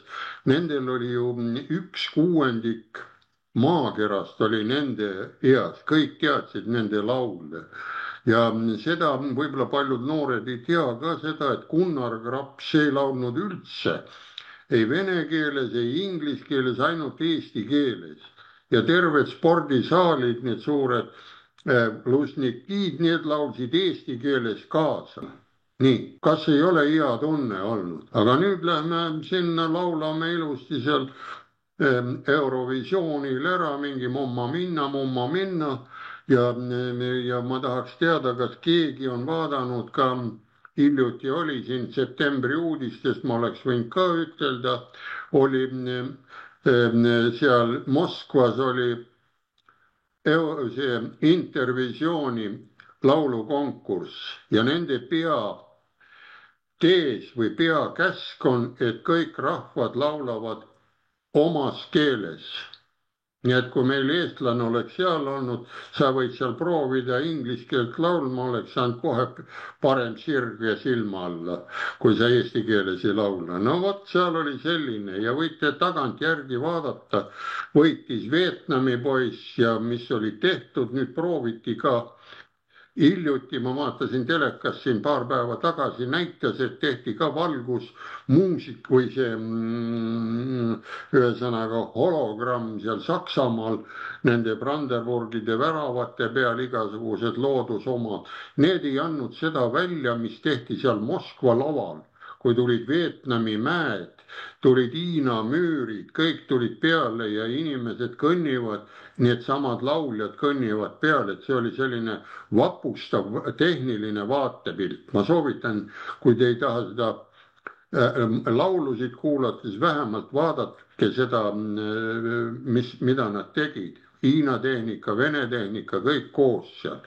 Ja vot seal oligi see põhiline ja järgmine aasta tuleb siis Hiina, tuleb see järgmine laulukontsert. Nii et võiksime ka sealt vaadata.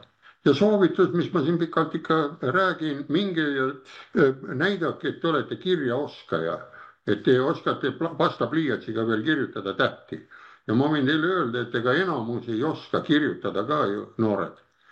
Ta vaatab seda pastapliiatsit, sodib, tal ei ole käekirja. Ma mäletan koolis, mul oli selline asi, mul oli see vaevalt, ma sain 3 kirjatehnika oli. Ja ma alustasin veel tindiga kirjutamist, rohkem oli neid tindiplekke, sest see tindipott oli klassi selles pingis, võtad ära pikka mööda, käsi väriseb, et seda A-tähte teha, pläraki jälle mööda. See ütleb, ei ole midagi, proovi järgmine ja vot niimoodi õppisime kirjutama. Ja kui õpid kirjutama, käsitsi liigutama, siis mõtled ka paremini. Võib-olla sealt mul ongi see mõtlemine ja lolli väljaajamine nii, et mõni naerab ja mõni solvub, kui ma ütlen, et mõistust ja tarkust. Ma soovin teile kõigile mõistust ja tarkust valimistel. Jah, suur tänu sulle, Andres, selle sisulise ülevaate eest ja omaltki poolt kõigepealt, mis puudutab seda intervisioonis kohaliku keele eelistamist, siis jah, ka mulle on see nagu teatud mõttes vastuvõetamatu, et eestlane läheb mingis võõras keeles laulma, eriti just puudutab Eurovisiooni. Aga valimistest jah, et 19. oktoober on ikkagi õige päev valima minna paberi peal ja siis kes saab enne kella 8 minna, kes saab keskpäeval, oma valik, aga kindlasti siis mõelgem kaalutletult läbi, et kelle poolt valida, kui siin on kedagi valida. Näiteks mõnes ringkonnas ei pruugigi olla kedagi valida, aga see on jah, teie enda otsus. Aga jätkame siit nüüd ja Tõnu. Andresega olen nõus, see näitab inimese kirjaoskust, võib öelda ka vaimset arengutaset. Kas ta laseb ennast lollitada mingite e-valimistega või läheb valima täpselt õigel päeval. Kes soovib, võtku ette Eesti põhiseadus, seal on täpselt ühes paragrahvis öeldud, millisel päeval korraldatakse Riigikogu valimised. Ja seal ei ole öeldud niimoodi, et seal on eelvalimised ja seal on e-valimised. Täpselt on öeldud, millal toimuvad Riigikogu valimised, kuidas toimuvad kohalikud valimised. Ja mis puudutab neid ebaausaid võtteid, mida kasutatakse mõnede kandidaatide vastu, siis see näitab lihtsalt vastaspoole sisemist ebakindlust, sest kui inimene on sisemiselt kindel, enesekindel, siis ta ei kasuta alatuid võtteid. Ta on niigi juba ette kindel oma võidus. Aga kui Urmo Soonvald ütles, kes tema hinnangul tohib üldse saada Narva linnapeaks, võib-olla tal on siseinfot. Tänapäeval teame, et juhtivad ajakirjanikud on tihtipeale läbi põimunud poliitikutega. Mõnikord on niimoodi, et ühes valimistsüklis inimene on ajakirjanik, teises valimistsüklis on ta jälle see valitav, näide Anvar Samost, kes oli mingi hetk oli ka Riigikogus, siis ta tuli tagasi, on jälle ajakirjanik. Neid on küll ja küll teisigi olnud. Heimar Lenk näiteks, eks ole. Heimar on ilmselt juba pensionär, aga sellised, kes on parimas elujõus ja tahavad vahepeal olla poliitikud, siis jälle ajakirjanikud, neid ikka leidub. Ja kuidas nüüd mõelda, võib-olla on tegemist viimaste ebaausate valimistega, sest kui Maiki ettevõtmist kroonib edu, kui selgub, et sellel on ka rahvusvaheline toetus, siis see e-valimiste pull lõpetatakse ära. Ja sel moel jääb üks hoop vähemaks, mille abil kontrollida siis siinsete elanike käitumist või meelsust. Mida siis välja mõeldakse, eks me näe, kas selleks on mobiilivalimised, kas selleks on näiteks valimisia langetamine 12 eluaastale või 10 eluaastale, eks ole. Me ei tea ju seda, igasuguseid plaane mõeldakse välja. Meie saame mõelda seda, kuidas nagu käituda, kui selline plaan tuleb. Ühesõnaga mitte sattuda paanikasse, vaid konstruktiivselt ikkagi tegutseda. Ja mis ma tahaks selle valimisteema lõpetuseks öelda, inimesed, katsuge vabaneda illusioonidest. Üks kõvemaid illusioone ehk enesepettusi on see, kui inimene, kas ta ei lähe valima või ta läheb valima ja rikub oma sedeli ja ta arvab, et siis võimuritel hakkab piinlik. Aga miks neil peaks piinlik hakkama? Kui see on nende sissetuleku allikas.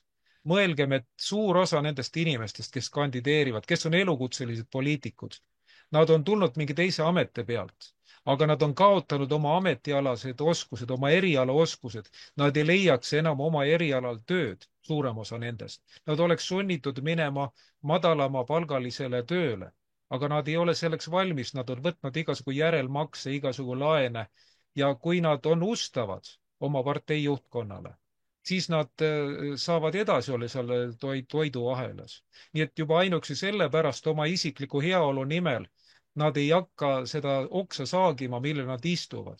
See asjata on loota, et kui näiteks keegi saab liiga vähe hääli, ta ütleb, et mul ei ole valijamandaati, ma ei lähe sinna kogusse.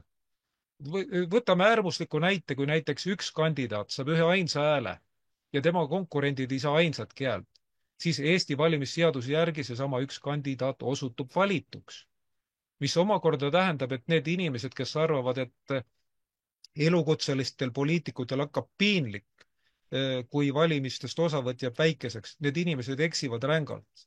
Ja mul on tõsine palve kõikidele meie vaatajatele, kes võib-olla kaaluvad võimalust rikkuda valimissedel või jätta üldse valima minemata, et minge kindlasti valima õigel valimispäeval, sest see annab teile moraalse õiguse kritiseerida võimureid järgmise 4 aasta jooksul, eeldusel, et kohalikud valimised tulevad uuesti alles 4 aasta pärast.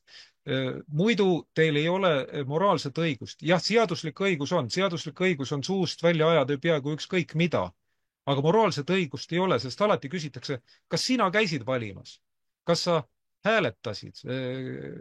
Ja kui ei hääletanud, siis inimesed ütlevad, aga mul ei olnud kellegi poolt valida, ma ei leidnud kedagi, kes mulle meeldiks. Aga siin tulebki vaadata, et elus esineb ideaalseid valikuid väga harva.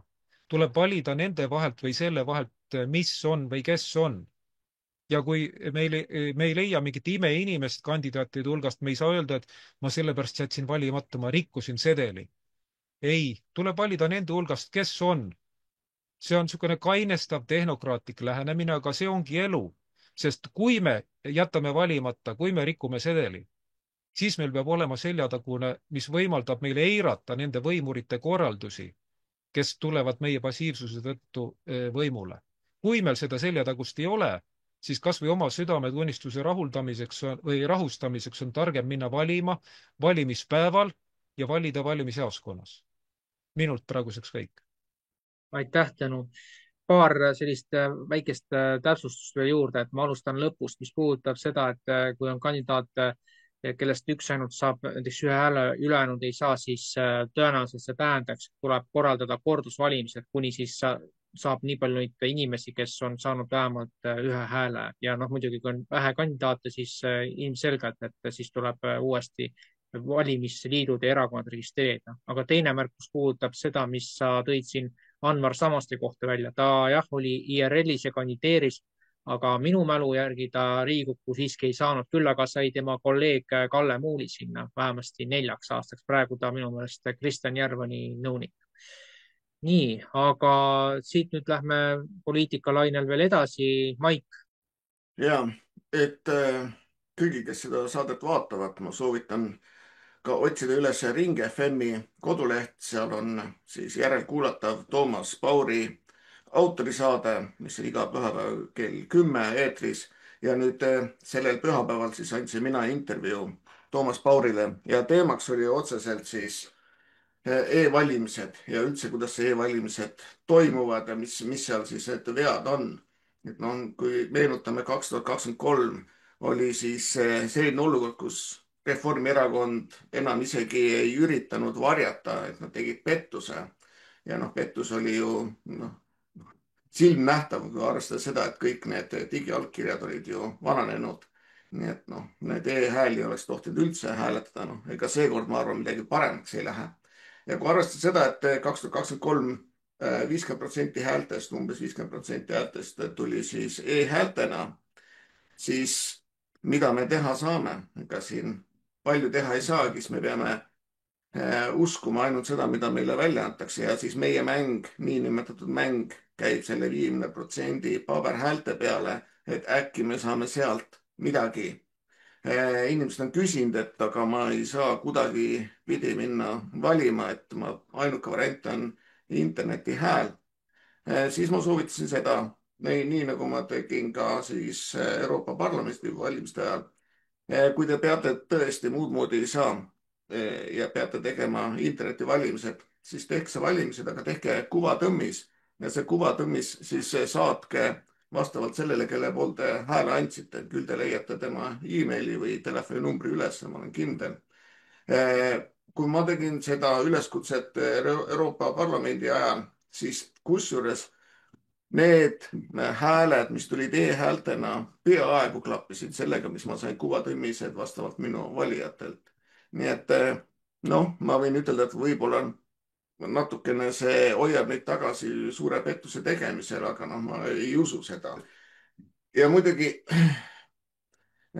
küsimus on ka selles, et eelmine kord, kui oli siis parlamendivalimised, oli siis ju 60 000 uut valijat, kes e-valisid. Siiamaani me ei tea, kes need olid, kus nad tulid. Noh, me võime ainult arvata, et äkki need olid ukrainlastele antud siis isikukoodide järgi siis juurde pandud need, seda me ei tea, nii et see on kontrollimatu. Suurele pingile küsimus ka, et ma siin uurisin, aga ei suutnud leida, kas nüüd need ukrainlased, kes on nüüd viimasel ajal Eestisse tulnud, saanud Eestis elamisloa, kas siis nendel on õigus valida. Seda ma ei leidnud. Seaduse järgi tundub küll, et neil on õigus valida Eestis ja teha siis vastavalt oma tahtmise järgi, kuigi nad Eestis ei ole midagi eriti panustanud, valida siis kohalikku omavalitsust. Et tuleta meelde, et seekord venekeelsed inimesed, kellel Vene pass ka on olemas, ei tohi Eestis hääletada, mida ma ei pea valeks, aga kui vaadata rahvusvahelist õigust, siis sa ei saa ühte elanike gruppi eelistada teisele või vastupidi, hoida teist gruppi maas ainult sellepärast, et mis keelt nad räägivad või mis pass neil veel topeltkodakondsus on. Et samamoodi tegelikult peaks asi kindel olema, et ainult Eesti kodanik tohib hääletada. Ja minu meelest on see ka põhiseaduses kirjas, et ei tohiks olla mingisugused Mosambiigist tulnud Muhamed, kes siis hääletab ja otsustab Eesti asjade eest ja ta ei ole siia midagi panustanud, nii et see on jällegi absurd. Ka 16-aastaste siis valimisõigus. Kui mina 16 olin, siis kindlasti ei olnud ma piisavalt tark, et kedagi nagu valida või üldse saada aru, mis poliitikas toimub. Sest esiteks ma ei olnud sinnamaani ühtegi maksu maksnud, mul ei olnud endal ühtegi last. Nii et ma ei kujutanud ette üldse, kuidas see maailmas elu käib. Et ma leian, et inimesed, kellel lapsi ei ole, ei saa veel täit aru sellest, missugune see maailm on ja jällegi kohustust jätta siis oma riik edasi järeltulevatele põlvedele. See 16-aastane on kindlasti, see on absurd. See on loodud sellepärast, et koolis saab lapsi lihtsalt mõjutada, rääkida neile, kui lahe on see LGBT, transud, kõik muu asi ja siis suunata neid hääletajatena minema ja hääletama liberaalide poolt. See on see mõte, miks nad nii neid lapsi tahavad sinna hääletuskastide juurde viia. Muidugi näiteks siin, mida teha näiteks valimisvõidu korral on mu käest küsitud. Ma arvan, igas vallas, igas linnas esimene asi, mis tuleks teha, tuleks võtta korralik audiitor ja üle kontrollida kõik need tehingud, mida on tehtud. Kas need on siis tänavate värvimised punaseks, kas on seal mingisugused linnarahad läinud mingi konkreetsetele firmadele, kes on kellegagi seotud, kas on neid hankeid õieti tehtud, kuhu see raha on läinud. Ma arvan, see on number 1 asi, sest et miks suurem osa ronivad sinna valimistele, on see, et nad tahavad saada mingit tükki. Nemad ei taha välja jääda sellest pirukast, mida siis jagatakse seal vastavalt kohaliku omavalitsuse tasemel. Ja noh, see on puhas korruptsioon. See on juba aastal 2002, kui Rahvaliit kutsus mind enda nimekirja, siis ma sain aru, et kogu asja point oli selles, et saaks kuskilt midagi kõrvale panna, saaks teha äri.